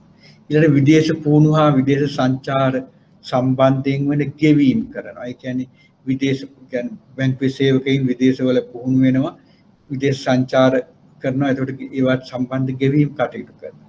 ඊළඟට අධිපතිතුමාට අවශ්‍ය කාර්යාල හා සන්දාන සේවාවන් කියන්නේ ප්‍රොටෝකෝල් සර්විසස් කියන එක. ප්‍රොටෝකෝල් කියලා කියන්නේ දැන් මහ බැංකුව අධිපතිවරයා කොහේ හරි යනකොට ඒකට අවශ්‍ය කටයුතු, එයාගේ විශේෂ අමුත්තු එනකොට ඒ අයට අවශ්‍ය කටයුතු, ඒ අවශ්‍ය සන්දාන සේවාවන් කරනවා. ඊළඟට ආරක්ෂක සේවා. හරි, එතකොට ගත්තාම ශ්‍රී ලංකා මහ බැංකුවේ සේවකයින්ට ගොඩනැගිලි වලට අනෙකුත් දේපොළ වලට හා මුදල් ප්‍රවාහනය ඇතුළත් අවශ්‍ය ආරක්ෂාව සම්බන්ධයෙන් වගකීම තියෙනවා. එහෙනම් ඒකේ කාර්යයන් පැහැදිලිව දක්වලා තියෙනවා. ආරක්ෂක පද්ධති වැඩි දියුණු කිරීම, පුහුණු කිරීමේ කටයුතු ක්‍රියාත්මක කිරීම, ඊළඟ ගිනි අනතුරු ඒවා ආරක්ෂක නිලධාරිගේ කුසලතාවන් මේ වැඩි දියුණු කිරීම, අවි පරිහරණය හා ජීව වෙඩි උණ්ඩ පුහුණුව. මොකද මේක ආරක්ෂක දෙපාර්තමේන්තුව විශාල ආරක්ෂක පිරිසක් ඉන්නවා. මහ බැංකු සියලුම පරිශ්‍රමයන්ට දෙන්න ඕන ආරක්ෂාව, ඊළඟට ඔය කාසි වගේ දේවල් වරා ඉඳන් ගිනකොට අවශ්‍ය ආරක්ෂාව දෙන්න ඕන. ඒ හැම දෙයක් සම්බන්ධෙම තියෙනවා ආරක්ෂක පද්ධති වැඩි දියුණු කිරීම සම්බන්ධයෙන් පුහුණු සම්බන්ධයෙන් කටයුතු කරනවා. ඊළඟට ගත්තොත් මේක කාර්ය මණ්ඩල සේවා කළමනාකරණ කියන්නේ මහ බැංකුවේ කාර්ය මණ්ඩලයට කැන්ටීන් පවත්ව ගැනීම වගේ ඊළඟට වෛද්‍ය ආධාර අර මේ රිම්බර්ස් කරන එක අන්නේ වගේ දේවල්. ඒක කියන්නේ මහ බැංකු කාර්ය මණ්ඩලයට අවශ්‍ය සුබ සාධන පහසුකම් සැලසීම පිළිබඳ වගකීම දරමින් සුබ සාධන පහසුකම් කාර්යක්ෂම හා ඵලදායී ලෙස ප්‍රතිලාභීන් වෙත ලබා දීමට කටයුතු කරනවා කියලා තියෙනවා. එතකොට කාර්ය මණ්ඩල නිවාස ණය සැපයීම, අර්ථසාධක අරමුදල් ණය සැපයීම, සේවාදායක වෛද්‍ය වියදම් ප්‍රතිපූරණය කරනවා. ඊළඟට මේක දාලා තියෙනවා ආපන ශාලා පහසුකම් සැපයීම. මේක ඔයාලට නිකන් කියවපුවාම දැනගන්න පුළුවන්. අවබෝධ වෙනවා. ඊළඟ මේ පුහුණු හා සංවර්ධන දෙපාර්තමේන්තුවත් වර්තමානයේදී මොනවද HR එකට එහෙම නැත්නම් පිරිස් කියන්නේ අපි කතා කරා human resources department කියලා ඒ දෙපාර්තමේන්තුවට පිරිස් කළමනාකරණ දෙපාර්තමේන්තුවට තමයි සේවක පුහුණුව හා සංවර්ධන දෙපාර්තමේන්තුව බාර දීලා තියෙන්නේ. ඒකේ අධ්‍යක්ෂතුමියට ඒක පවරලා තියෙනවා. ඒක නිසා මේ දෙපාර්තමේන්තුවත් ඉදිරියේදී වැහෙන දෙපාර්තමේන්තුවක් දැන්ට මෙහෙම නම තිබුණාට. ඒක නිසා එහෙනම් 30ක් තිබුණා දැන් ඕගොල්ලන්ට බලා ගන්න වෙන්නේ 28යි. මොකද හේතුව දෙපාර්තමේන්තු දෙකක්. ප්‍රාදේශීය කාර්යාල කළමනාකරණ දෙපාර්තමේන්තුවයි පුහුණු හා සංවර්ධන දෙපාර්තමේන්තුවයි වෙනක ඉදිරියේදී වැසී යාමට නියමිතයි. ඒක නිසා ඒක කියවපු ගත්තාම හරි පුහුණු කිරීම හා ඒතකොට මේ කාර්යයන් එහෙනම් HR එකටම යන්න වෙනවා. පුහුණු කිරීම හා සංවර්ධන කිරීම ඔස්සේ මහ බැංකු සේවකයන්ගේ දක්ෂතා, නිපුණතා, අභිප්‍රේරණය හා ඵලදායීතාව පිළිබඳ වගකීම තියෙනවා. එහෙනම් කාර්යයන් විදිහට පුහුණු අවශ්‍යතා හඳුනා ගැනීම, එම අවශ්‍යතාවයන් සපුරා ගැනීම සඳහා උපාය මාර්ග සකස් කිරීම, වාර්ෂික පුහුණු සැලැස්ම සකස් කිරීම හා ක්‍රියාත්මක කිරීම, බුද්ධිමය ශක්්‍යතාව වර්ධනයට පහසුකම් සැලසීම, බැංකුවේ කාර්ය මණ්ඩලයට අවශ්‍ය පශ්චාත් උපාධි අධ්‍යයන කටයුතු සඳහා පහසුකම් සැපයීම, ඔය පෝස්ට් ග්‍රැජුවේට් වලට ඊට විදේශීය දේශීය කෙටි කාලීන පුහුණු අවස්ථා සලසා දීම. එහෙනම් දැන් අපි මේ දෙපාර්තමේන්තු සියලුම ඒවා ආවරණය කරලා තියෙනවා. දැන් බලන්න ඔයගොල්ලන්ට ගැටලු තියෙනවා නම් දැන් අහන්න පුළුවන්. ගැටලු තියෙනවද?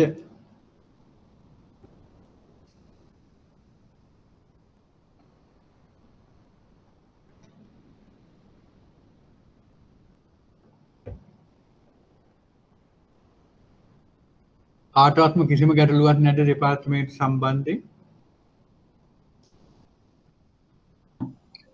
සර් මේ දෙපාර්තමේන්තු 30 ගැනම ප්‍රශ්න දෙන්න මේ විශේෂයෙන් සඳහන් කරපු දෙපාර්තමේන්තු කීපයක් තියෙනවද ප්‍රශ්න අහනකොට?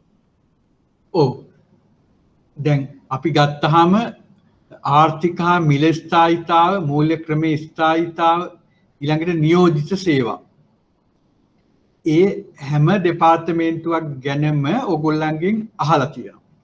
නමුත් දැන් මම හිතන්නේ අපි හිතමු මේ මොනවද පහසුකම් කළමනාකරණ දෙපාර්තමේන්තුව, ආරක්ෂක සේවා, ඊළඟට වෙල්ෆෙයා, ඒ වගේ දේවල් විභාග ප්‍රශ්න පත්‍රය තුල නැහැ. මොකද ඒවා වැදගත් වෙන්නේ ඇත්තටම මහ බැංකුවේ අභ්‍යන්තරව වැඩ කරන දෙපාර්තමේන්තු වලට. නේද? ඒක නිසා ඒ වගේ දෙපාර්තමේන්තුව නිකන් උඩින් දැනගන්න දෙපාර්තමේන්තුව සම්බන්ධයෙන් නමුත් ගොඩක් අවධානය යොමු කරන්න ඕන අර වගේ දේවල්. දැන් මම ගාව ප්‍රශ්න පත්‍ර දෙක තුනක් තියෙනවා. එකෙන් ගත්තොත් ඔන්න 2010 මෙතන අපිට අහුණු එක 2017 මාර්තුවා දැන් අහපු ප්‍රශ්නෙට. ඔන්න දැන් ඒකේ අහලා තියෙන්නේ මොකද්ද? මුදල් නීති පනත හා වෙනත් අදාළ අනපනත් මත පදනම්ව අදාළ කාර්ය සඳහා වගකීම් දෙපාර්තමේන්තු පිළිබඳව අවධානය යොමු කරමින් ශ්‍රී ලංකා මහ බැංකුවේ පහත් සඳහන් කාර්යවල ස්වභාවය හා වැදගත්කම සාකච්ඡා කරන්න. එක තියෙන්නේ ගෙවීම් හා පියවීම් පද්ධති හඳුන්වා දීම හා ක්‍රියාත්මක කිරීම. එහෙනම් මොකද්ද මේකට අදාළ දෙපාර්තමේන්තුව?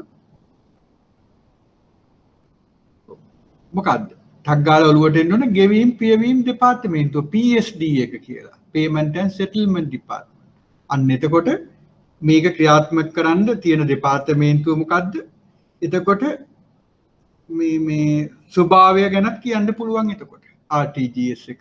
ඕකේ දාලා තියෙනවා කාර්යයන්. අන්නේ ඒක. ඊළඟට මූල්‍ය ආයතන වල සුපරීක්ෂණය හා නියාමනය. මොකද්ද දෙපාර්තමේන්තු? කවුරු හරි කියන්නේ?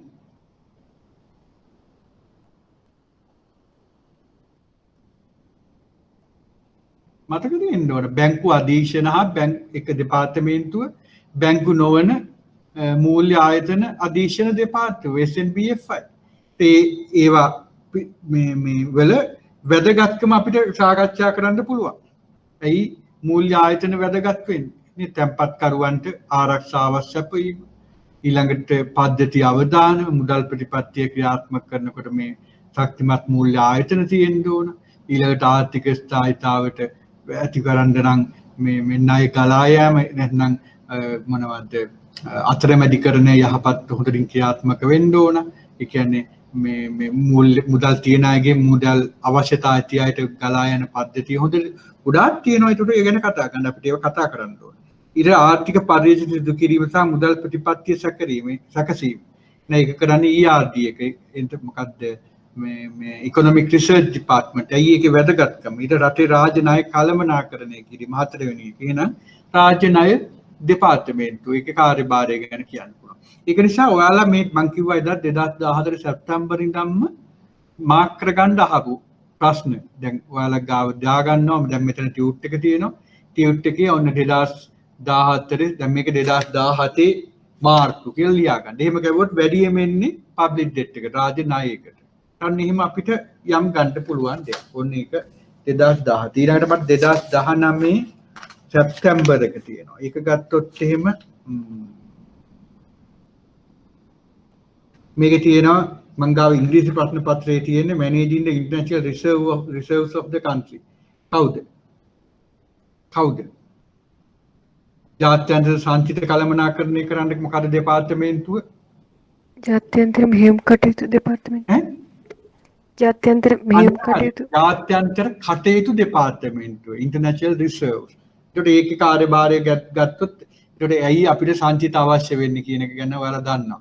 අදිසි ආනයන මූල්‍යණය කරන්න, ඊළඟට මේ විදේශීය ණය සහ පොලී ගෙවන්න, විනිමය අනුපාතිකයේ අධික උච්චාවචන අන්න ඒවා ඔක්කොම ටික මේකේ තියෙනවා. Supporting the achievement of inclusive and balanced economic growth.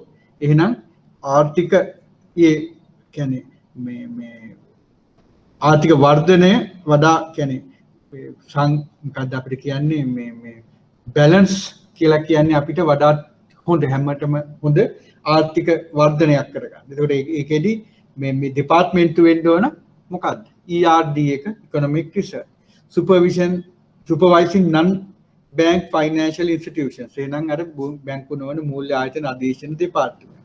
Acting as the banker to the both government and commercial bank. එහෙනම් මොකක්ද ඒක? රජයට සහ වාණිජ බැංකු වලට බැංකුව ලෙස කටයුතු කිරීම කරන්නේ මොන දෙපාර්තමේන්තුවද? කවුරු හරි කියන්නේ?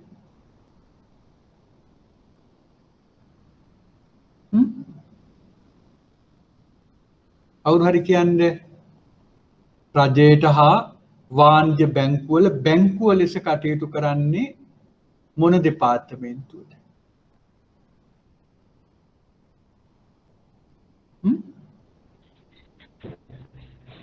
දේශීය කටයුතු දෙපාර්තමේන්තුව. හරියට හරි. දේශීය කටයුතු දෙපාර්තමේන්තුව, domestic operations department. අන්න එහෙම මාක් කරගන්න ඉස්සෙල්ලා. එතකොට තව දෙකක් තියෙනවා. මේක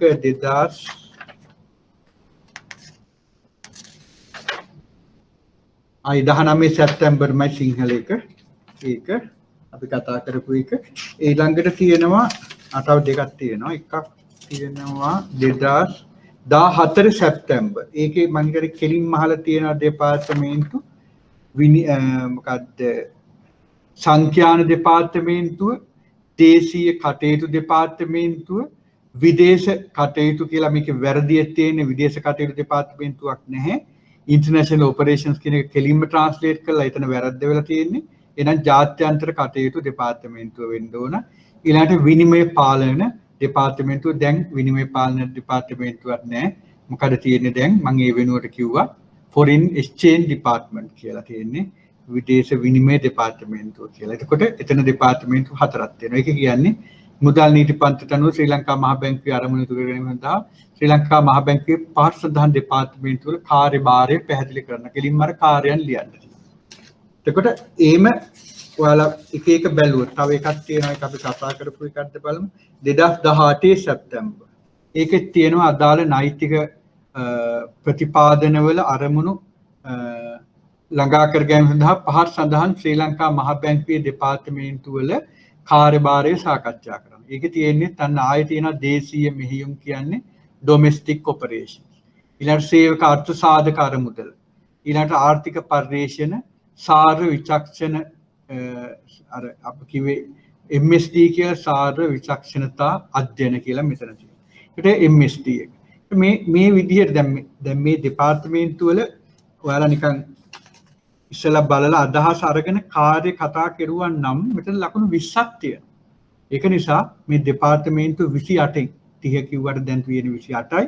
ඒ 28 ගත්තාම ඒක ඔයගොල්ලෝ හොඳට බැලුවොත් එහෙම මේකට ලකුණු 20 ලේසියෙන් ගන්න පුළුවන්. මොකද අර කාර්යභාරය ගැන කියලා කාර්යයන් විස්තර කරන්න තියෙනවා.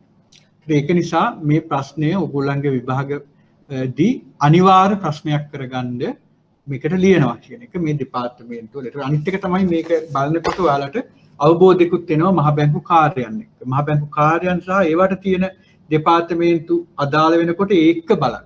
ඒකට මේ දෙකම මතක් වෙනවා. දෙකම පාඩම් වෙනවා. ඒක නිසා මේ අපි කතා කරපු දෙපාර්තමේන්තු පිළිබඳ සටහන ඉතා වැදගත් වෙනවා. තව මොනවද ඔයාලට ප්‍රශ්න තියෙන්නේ? මම අනිත් කොටස සම්බන්ධයෙන් ටියුට් එක අද මම හිතුවේ මේකට දෙකම යයි කියලා. නමුත් භාගයක් තියෙනවා. ඒක නිසා මම සාකච්ඡා කරන්න බලාපොරොත්තු වෙනවා කොහොමද අපි ඉස්සරහදී කරන්න කියලා. එක මේ ඒකට කලින් මේ අපි කතා කරපු දෙපාර්තමේන්තු සම්බන්ධයෙන් තව ගැටලු තියෙනවා නම් අහන්න ඒ වගේ දේවල්. එහෙනම් අපිට කතා කරන්න පුළුවන්. දැන් මම ඊළඟ දවසේ කතා කරන්න ඉන්නේ සාම්ප්‍රදායික නොවන මුදල් ප්‍රතිපත්තිය සම්බන්ධයෙන්. සාම්ප්‍රදායික නොවන. එහෙම නැත්නම් විභාග ප්‍රශ්නවල තියෙනවා අසම්මත කියලා. අසම්මත මුදල් ප්‍රතිපත්තිය නැත්නම් සාම්ප්‍රදායික නොවන මුදල් ප්‍රතිපත්තිය. එතකොට ඉංග්‍රීසියෙන් කියනවා මොකද්ද? unconventional monetary policy. unconventional monetary policy. හොඳයි අපි ඒ ගැන බලනකොට අපි එහෙනම් unconventional කියන එක පටන් ගන්න කලින් දැන් ඔයගොල්ලෝ කරලා තියෙනවා දැන් දැනුමක් තියෙනවා conventional. එහෙනම් සාම්ප්‍රදායික මුදල් ප්‍රතිපත්තිය. එහෙනම් සාම්ප්‍රදායික මුදල් ප්‍රතිපත්තිය කියලා කිව්වේ මොකක්ද අපි? සාම්ප්‍රදායික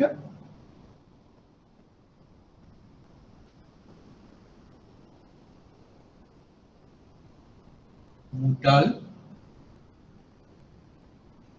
ප්‍රතිපත්තිය.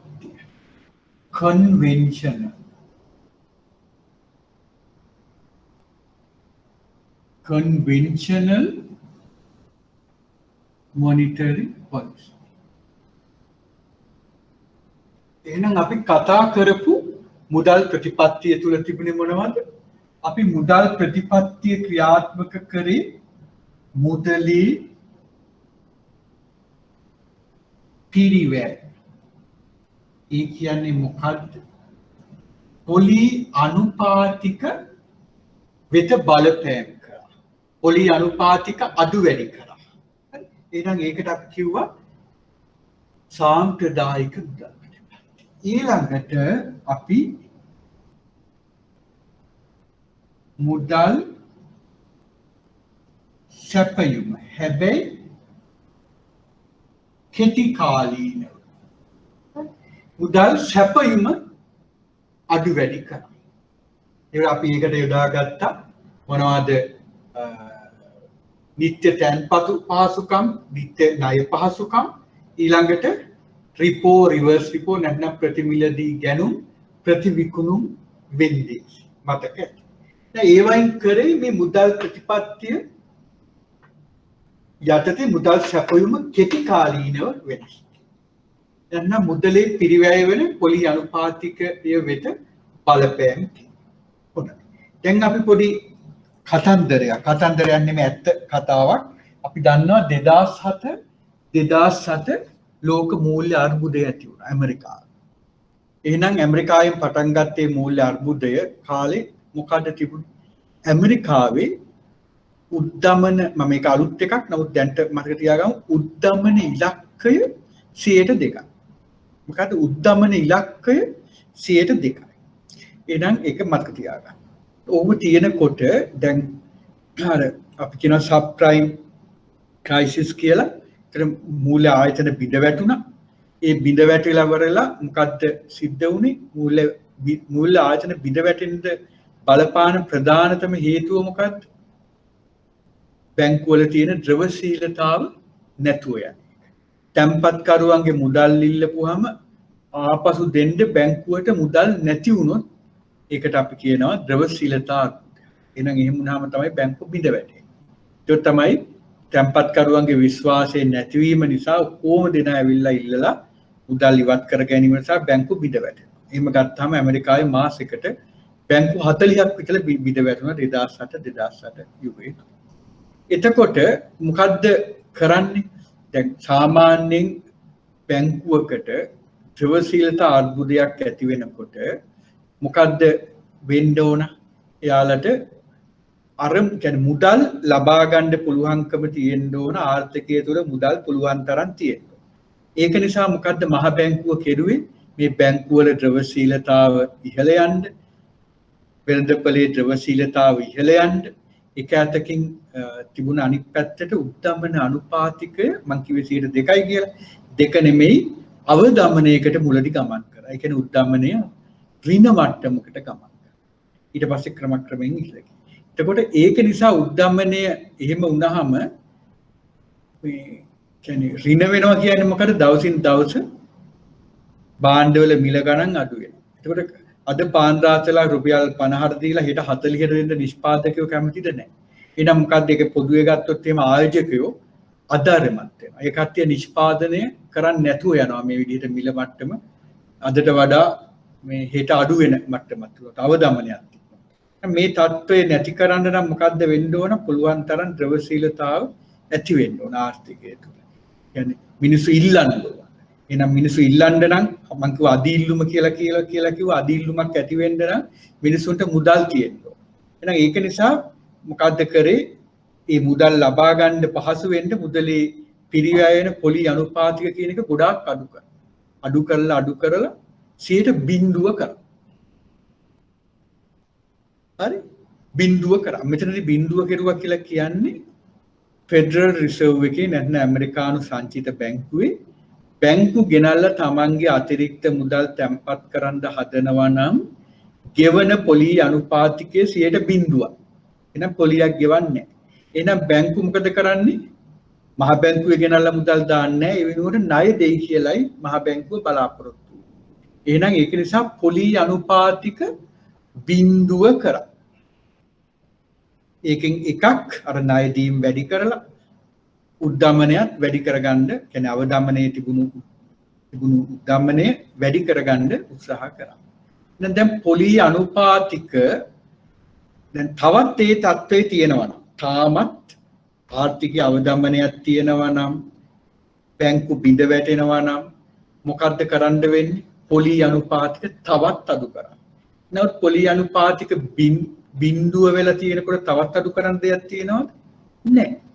එහෙනම් දැන් සාම්ප්‍රදායික මුදල් ප්‍රතිපත්තිය ඇමරිකාවට 2008 ලෝක මූල්‍ය අර්බුදයෙන් පස්සේ ක්‍රියාත්මක කරන්න තවත් ඉඩකඩ තිබුණාට පොලි අනුපාතික අඩු කරලා නැහැ. ඇයි? බිඳුවටම අඩු කරලා. තවත් අඩු කරන්න විදියක් නැහැ. එහෙනම් දැන් පොලි අනුපාතික ප්‍රතිපත්ති පොලි අනුපාතිකයේ ඇස්සේ පොලි අනුපාතික අඩු කිරීම කියන එක තවත් ප්‍රැක්ටිකල්ද නැහැ. එහෙනම් ඒක ක්‍රියාත්මක කරන්න බෑ. දෙක මොකක්ද එහෙනම් පුළුවන් අර ඔයගොල්ලන්ට දැන් මතක ඇති අර මේ අපි විවට වෙළඳපොළ කටයුතු ගැන කතා කරනකොට කෙටි කාලීන සුරැකුම්පත් විකිණීම මිලට ගැනීම කරන ප්‍රතිමිලදී ගැනුම් ප්‍රතිවිකුණුම්. එහෙනම් ප්‍රතිවිකුණුම් යටතේ මහ බැංකුවට පුළුවන්කම තිබුණා බැංකු වලින් කෙටි කාලීන සුරැකුම් පත්‍ර මිලට අරගෙන බැංකු වලට මුදල් දෙන්න. හරිද? නමුත් ඒ තත්ත්වය බලනකොට බැංකු මොකද කරලා තිබුණේ? තමන්ගේ මේ කියන්නේ පාරිභෝගික තැන්පත්කරු මුදල් ඉල්ලනකොට ඒ මුදල් දෙන්න අර තිබුණු සුරැකුම් පත්‍ර සියල්ලම විකුණලා ඉවරයි. එහෙනම් දැන් බැංකුවට මිලට ගන්න කෙටි කාලීන සුරැකුම් පත්‍ර තිබුණාද? තිබුණේ නැහැ. මොකද හැමෝම එක පැත්තකින් හැමෝම ඒවා විකුණලා කොමුදිනා විකුණන් යනකොට ඒකේ මිලත් අඩු වෙලා එහෙම තත්ත්වයක් තිබුණා. එහෙනම් ඒ වගේ දේවල් තියෙනකොට එහෙනම් දැන් අපිට සාම්ප්‍රදායික මුදල් ප්‍රතිපත්තියේ තියෙන මෙවලන් දෙක පිරිවැය අඩු කිරීම නොහොත් පොලී අනුපාතික අඩු කිරීම කියන සාම්ප්‍රදායික මුදල් ප්‍රතිපත්තිය ක්‍රියාත්මක කරන්න බෑ දැනටත් බිඳුව දක්වාම අඩු කරලා. දෙක විදිහට තියෙන මොකද්ද? දෙවෙනි එක විදිහට තියෙන මේ ප්‍රතිවිකුණුම් යටතේ අර සුරැකුම් පත්‍ර මිලට ගන්න හැකියාවක් නැහැ. මොකද බැංකු සතුව සුරැකුම් පත්‍ර නැහැ. එහෙනම් දැන් සාම්ප්‍රදායික මුදල් ප්‍රතිපත්තිය ක්‍රියාත්මක කරන්න පුළුවන්ද? නෑ. දැන් බලන්න ওই ටික තේරුම් නැත්නම් බලන්න කියන්න තේරුම් නැහැ කියලා මට ආයෙ පුළුවන් පැහැදිලි කරන්න. තේරුණාද නැද්ද? නෑ සර්. පැහැදිලි කරනවා. නෑ. හොඳයි. දැන් බලන්න දැන් අපි හිතමු ශ්‍රී ලංකා මහ බැංකුව අපි ඇමරිකාව අමතක කරමු. දැන් ශ්‍රී ලංකා මහ බැංකුවට ඕන අපේ ආර්ථික වර්ධනය 8%ක් කරන්න. හරි? එහෙම නිකන් හිතන්න 8%ක් කරන්න ඕන. එතකොට එහෙනම් මොකද්ද කරන්න ඕන? පුළුවන් තරම් ආර්ථිකයට මුදල් දෙන්න ඕන. එහෙනම් මොකද්ද කරන්න ඕන? තමන්ගේ පොලිසි රේ ප්‍රතිපත්ති පොලී අනුපාතික මොකද කරන්න ඕන? අඩු කරන්න ඕන. අඩු කරලා කරන්න ඕන. දැන් කොහොම හරි අඩු කරලා අපි හිතමු දැන් 4.5 නෙමෙයි 0.0 තියෙන්නේ. 0.0ම කරලා. මහා බැංකුව තව මුදල් මේ මුදල් මණ්ඩල රැස්වීම 4-5ක් තියලා උන දැන් ආර්ථික 8%ට ගෙනියන්න ඕන. ඒකට අඩුම කරලා දාන්න ඕන කියලා 0.0 කරලා. ඒකේ අදහස මොකද්ද? මහා බැංකුවේ මේ වාණිජ බැංකු ගෙනල්ලා මුදල් තමන්ගේ අතිරික්ත මුදල් තිබිලා මුදල් දැම්මොත් මහා බැංකුව මොකද කරන්නේ? පොලි සත්‍යයක්වත් පොලිය දෙන්නේ නැහැ. එහෙනම් කවුරුවත් කැමතිද මහා බැංකුවේ මුදල් දාන්න? කැමති නැහැ. හරි එහෙනම් බැංකුව මොකද කරන්න ඕන? ණය දෙන්න ඕන. තමන්ගේ අතිරික්ත මුදල් තියෙනවා නම් ණය දෙන්න. අන්න එතකොට එක. දෙක මහා බැංකුව දැන් දෙවෙනි එහෙනම් බලනවා දැන් පොලි අනුපාතික බිඳුව කරලානේ. මීට වඩා අඩු කරන්න බෑ. එහෙනම් අපි ප්‍රතිවිකුණුම් කරලා සල්ලි දෙනවා කියලා බැංකු වලින් කෙටි කාලීන සුරැකුම් පත්‍ර මිලට ගන්න හදනවා. ඒත් අපි කතා කරනවා බැංකු Aට, බැංකු Bට, බැංකු Cට කතා කරගෙන යන ඕගොල්ලන්ගේ තියෙනවා දෙන්න අපි ගන්නවා කියලා. තියෙනවාද බැංකු කියනවා අයියෝ අපි ගාව තිබුණ ඔක්කොම විකුණලා ඉවරයි. මොකද අපිට ද්‍රවශීලතාව අවශ්‍ය වුණා. ඒක නිසා අපි වික්කා. එකක්වත් ගන්න නැහැ. එහෙනම් දැන් බැංකුවට සාම්ප්‍රදායික මුදල් ප්‍රතිපත්තිය යටතේ ප්‍රතිපත්ති පොලී අනුපාතිකයේ තවදුරටත් අඩු කරන්න හරි ප්‍රතිවිකුණුම් යත්තේ කෙටි කාලීන සුරැකුම් පත්‍ර මිලට ගන්න හරි පුළුවන්ද? පුළුවන්ද? මට උත්තර දෙන්න. බෑ සර්. බෑ. අන්න ඒකයි. ඒකයි කියන්නේ එහෙනම් මොකද්ද මේ වෙලා තියෙන්නේ? සාම්ප්‍රදායික මුදල් ප්‍රතිපත්තිය අකර්මණ්‍ය වෙලා. තවදුරටත් ක්‍රියාත්මක කරන්න බැරි වෙලා. අන්න එහෙනම් මොකද්ද වෙන්නේ? අපිට වෙනවා අසම්මත මුදල් ප්‍රතිපත්තියක් වෙත යන්න. අන්න ඒකයි මම මේ ප්‍රවේශයක් විදිහට ගන්න. එහෙනම් අපි මෙච්චර කල් අනුගමනය කරපු සාම්ප්‍රදායික මුදල් ප්‍රතිපත්තිය එහෙම නැත්නම් පොලී අනුපාතික තවදුරටත් අඩු කිරීම හරි කරලා මුදල් සැපයීම ආර්ථිකය තුළ වැඩි කරන්න හරි එහෙම නැත්නම් පවතින කෙටි කාලින සුරැකුම් පත්‍ර මහා බැංකුව මිලට අරගෙන ආර්ථිකයට මුදල් දීම නැත්නම් ප්‍රතිවිකුණුම් කිරීම හරි කරන්න බෑ. පොලී අනුපාතික බිඳුවටම අඩු කරලා කෙටි කාලීන සුරැකුම් පත්‍ර ඔක්කොම වෙලට අරගෙන ඉවරයි. තවත් නැහැ. එහෙනම් අපිට මේ දෙකම අකර්මණ්‍ය වෙනවා. එහෙනම් අපිට සාම්ප්‍රදායික මුදල් ප්‍රතිපත්තිය ක්‍රියාත්මක කරන්න බෑ. ඇමරිකාවේ වුණේ ඒක, යුරෝපයේ වුණේ ඒක 2007 ලෝක මූල්‍ය අර්බුදය තුල. ඒකයි වෙනස.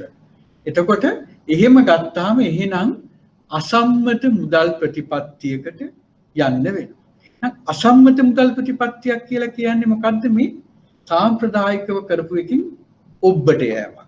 එහෙනම් මේකෙදි මොකද්ද කෙරුවේ? උනේ දැන් බැංකු දිහා බලපුවාම ඒ බැංකු දැන් කෙටි කාලීනව ඔක්කොම විකුණලා වල ඒ වෙනුවට තිබුණා සුරැකුම් පත්‍රවල දිගු කාලීනය. දිගු කාලීන සුරැකුම් පත්‍ර තරගෙට විකුණලා බැංකු තමන්ගේ ද්‍රවශීලතාව හොයාගන්න උත්සාහ කරමින් හිටි. එහෙනම් මේ මහ බැංකුව මූල්‍ය ක්‍රමයේ ස්ථායීතාව ආරක්ෂා කරනවා කියන එකට ඔයාලට මතකයි මූල්‍ය ආයතන මූල්‍ය වෙළඳපළවල් මූල්‍ය උපකරණ කියන එකත් අයිති වෙනවා. එහෙනම් මූල්‍ය උපකරණ කියන එකට අයිති වෙනවා මේ දිගු කාලීන සුරැකුම් පත්‍ර එක පැත්තකින්. එහෙනම් මේ හැම බැංකුවක් මේ ABCD කියන ඔක්කොම බැංකු ටික තරගෙට තමන්ගේ සුරැකුම් පත්‍ර විකුණන්න යනවා දිගු කාලීනයේ. එහෙනම් ඒවල මිලත් එක පැත්තකින් අඩු වෙනවා. එහෙනම් මිල එහෙම අඩු වීමත් හොඳ නැහැ මහ බැංකුව දකින්න. අනිත් එක මොකක්ද උනේ මහ බැංකුවට අවශ්‍ය වුණා මේවා මිලට අරගෙන හරි බැංකුවලට මුදල් දෙන්න. එහෙනම් මොකද්ද කරේ මහ බැංකුව මේ කෙටි කාලීන සුරැකුම් පත්‍ර වෙනුවට මොකද්ද ගත්තේ? දිගු කාලීන සුරැකුම් පත්‍ර මිලට ගන්න ඉදිරිපත් වුණා. එහෙනම් මහ බැංකුව විසින් මේ විදිහට බැංකු වලින් දිගු කාලීන සුරැකුම් පත්‍ර මිලට අරගෙන ආර්ථිකයට මුදල් ලබා දීමේ ක්‍රියාවලිය අපි හඳුන්වනවා මොකක් කියලාද? සාම්ප්‍රදායික නොවන මුදල් ප්‍රතිපත්තිය කියලා. හරි එහෙනම් සාම්ප්‍රදායික මුදල් ප්‍රතිපත්තිය ක්‍රියාත්මක කරන්න බෑ. පොලි අනුපාතික තවදුරටත් අඩු කරන්නත් බෑ. අඩු කරලා ඉවරයි. කෙටි කාලීන සුරැකුම් පත්‍ර මිලට අරගෙන මුදල් දෙන්න කෙටි කාලීන සුරැකුම් පත්‍ර නැහැ. එහෙනම් ඒ වෙනුවට දිගු කාලීන සුරැකුම් පත්‍ර මිලට අරගෙන බැංකු වලට මුදල් දුන්නා. ඒකට අපි කියනවා මොකක් කියලාද? සාම්ප්‍රදායික නොවන මුදල් ප්‍රතිපත්තිය නැත්නම් අසම්මත මුදල් ප්‍රතිපත්තිය කියලා. තේරුණාද? හරි. ඕකට කියන වචනය තමයි quantitative easing කියලා. QE කියලා ඔයාලා අහලා ඇති. මොකද්ද? quantitative easing. QE.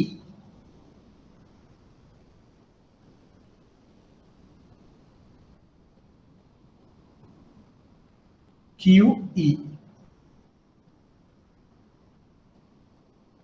Quantitative easing. අපි කියනවා ප්‍රමාණාත්මක ලිහිල්කරණය කියලා. ප්‍රමාණාත්මක ලිහිල්කරණය කියලා කියනවා quantitative easing. හරි. එහෙනම් මේ මහ බැංකුව අසම්මත මුදල් ප්‍රතිපත්තිය ක්‍රියාත්මක කරන්න ප්‍රවේශ වීමට අපි කියනවා මොකක් කියලාද? quantitative easing. ඒ කියන්නේ දිගු කාලීන සුරැකුම් පත්‍ර මිලට අරගෙන ආර්ථිකයට මුදල් ලබා දෙන. හරිද? එහෙනම් ඒකට මම තව වචනයක් කියනවා. මහ බැංකුව තමන්ගේ ශේෂ පත්‍රය පුළුල් කර ගැනීම කියලා. මොකද්ද? මහ බැංකුව තමන්ගේ ශේෂ පත්‍රය පුළුල් කර ගැනීම. ඒක කොහොමද වෙන්නේ? බලමු අපි ඒකත් කොහොමද වෙන්නේ කියලා. දැන් අපි ගත්තොත්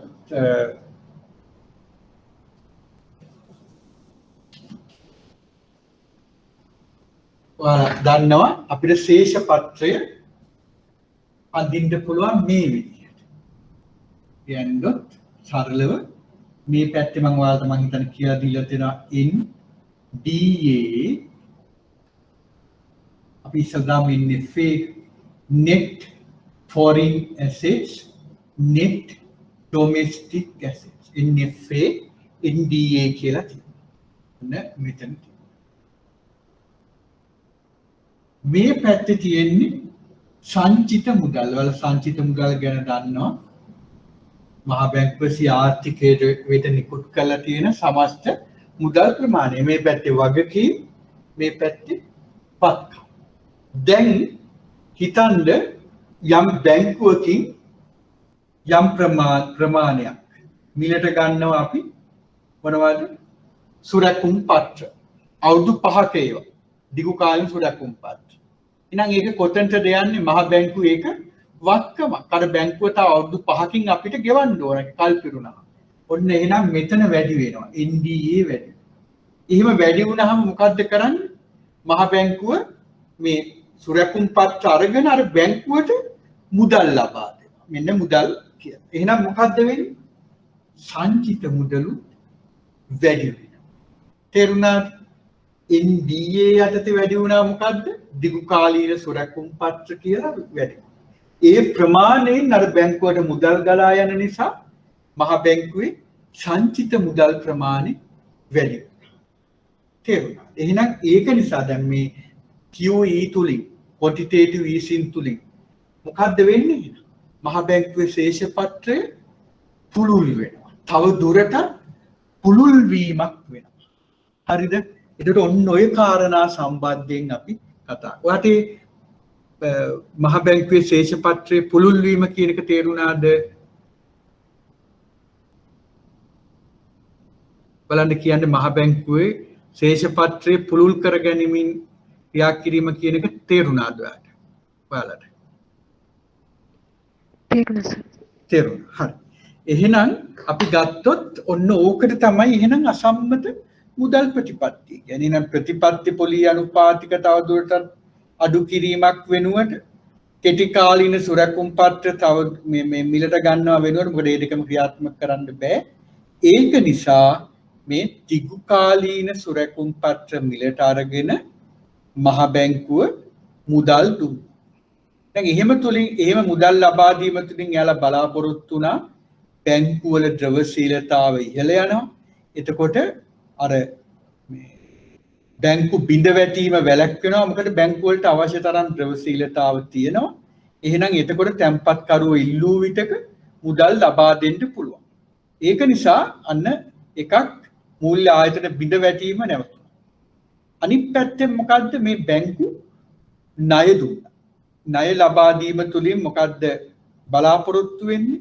එක පැත්තකින් පාරිභෝජන ණය වැඩි වෙනවා. පාරිභෝජන ණය වැඩි වෙන්නේ ඇයි? පොලී අනුපාතක ඉතා අඩුයි. කියන්නේ මහ බැංකුවේ පොලී අනුපාතක 0යි කියන්නේ අනිත් පොලී අනුපාතකත් ඉතා අඩු මට්ටමක තියෙනවා. එහෙනම් එතකොට මුදලේ ආවස්තික පිරිවැය අඩු නිසා මිනිස්සු මොකද්ද කරන්නේ? භාණ්ඩ මිලට ගැනීම වැඩි කරනවා. එහෙම වුණොත් මොකද්ද වෙන්නේ? ඒක උත්තේජකයක් වෙනවා නිෂ්පාදකයින්ට. මොකද තමගේ නිෂ්පාදන මිලට ගන්න. එහෙනම් එයාට නිෂ්පාදනය කරන්න පෙළඹෙනවා. එහෙනම් ওই විදිහට උද්දමනය අර අවදමනයේ තිබුණු උද්දමනය යම් තාක් දුරකට වැඩි කරගන්න පුළුවන්.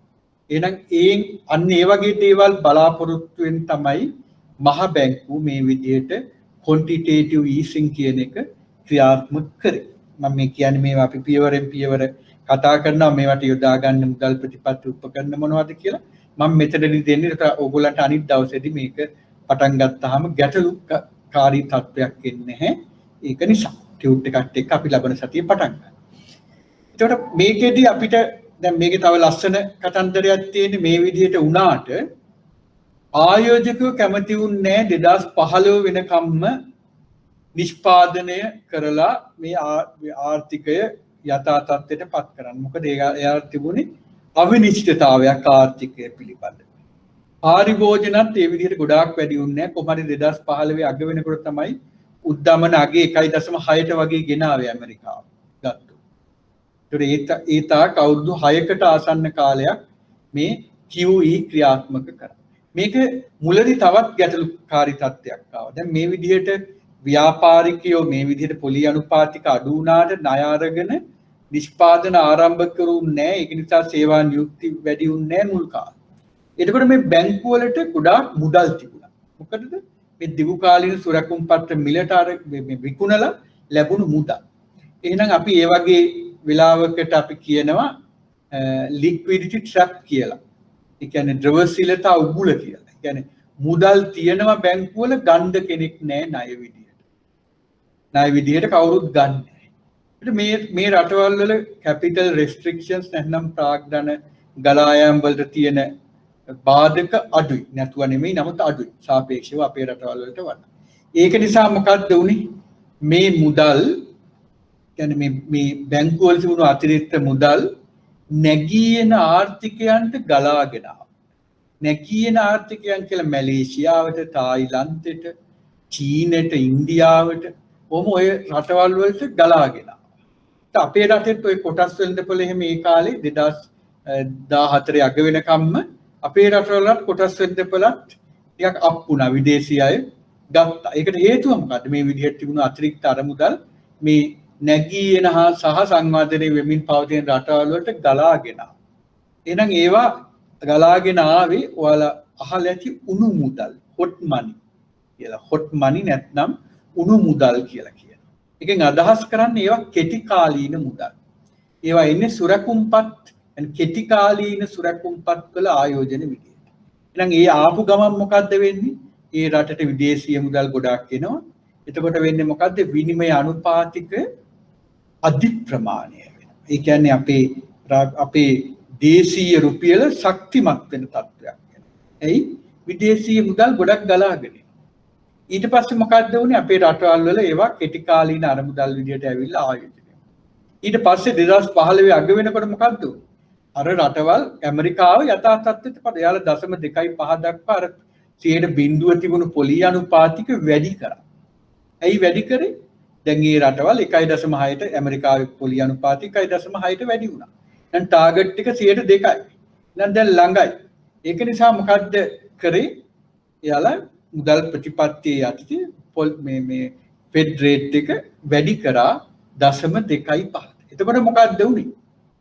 අපි කියනවා ඔය ඇමරිකානු ඩොලර්, යූරෝ, ජපාන යෙන්, ඕස්ට්‍රේලියානු ඩොලර්, ස්විට්සර්ලන්ත CHF ඒ ඔක්කොම ඒවා මොකද සේෆ් හෙවන් කරන්සිස් කියලා කියනවා. මොකද මේ මුදල් වල ආයෝජනය කරන්න කැමති හැමෝම. එහෙනම් ටක් ගාලා අර විදිහට අර රටවල් මේ ඇමරිකාව යථා තත්ත්වයට පත් වෙනකොට මේ නැගී එන ආර්ථිකයන් වල ආයෝජනය කරලා තිබුණු මුදල් ක්ෂණිකව නැවත පිටත් වෙනවා. කොහාටද? ඇමරිකාවේ ආයෝජන.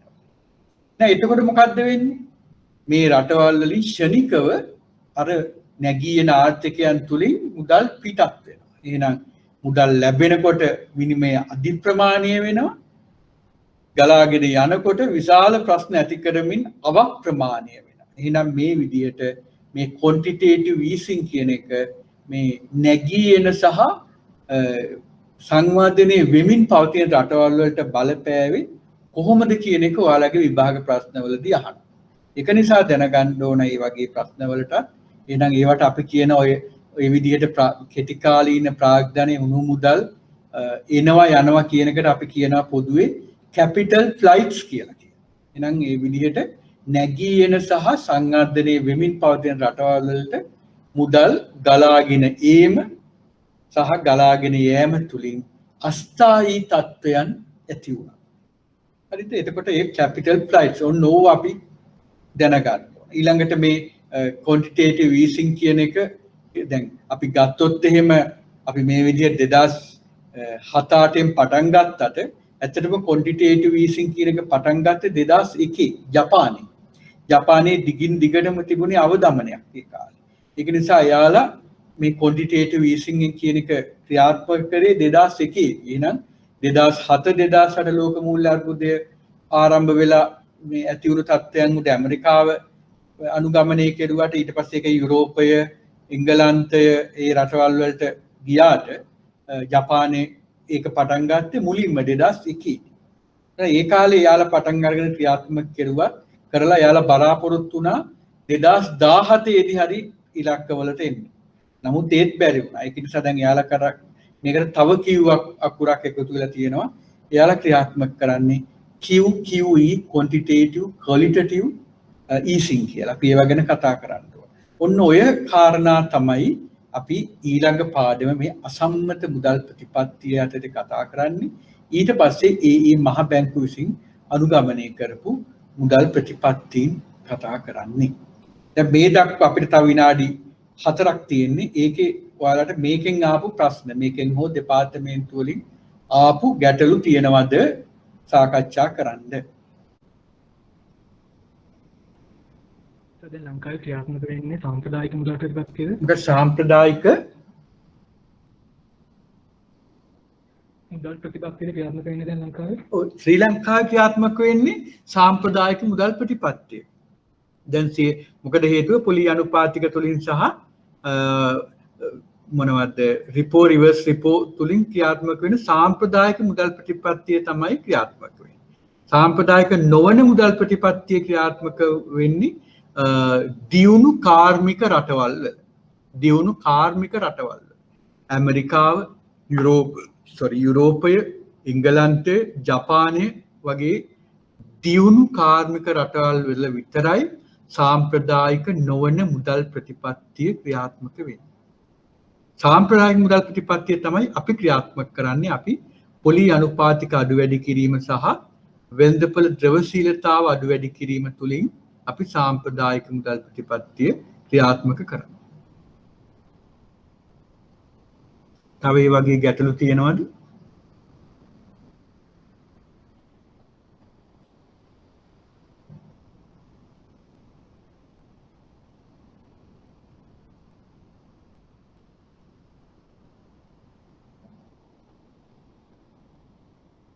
හොඳයි ගැටලු නැත්නම් මම පන්තිය අද මෙතනින් නවත්තනවා.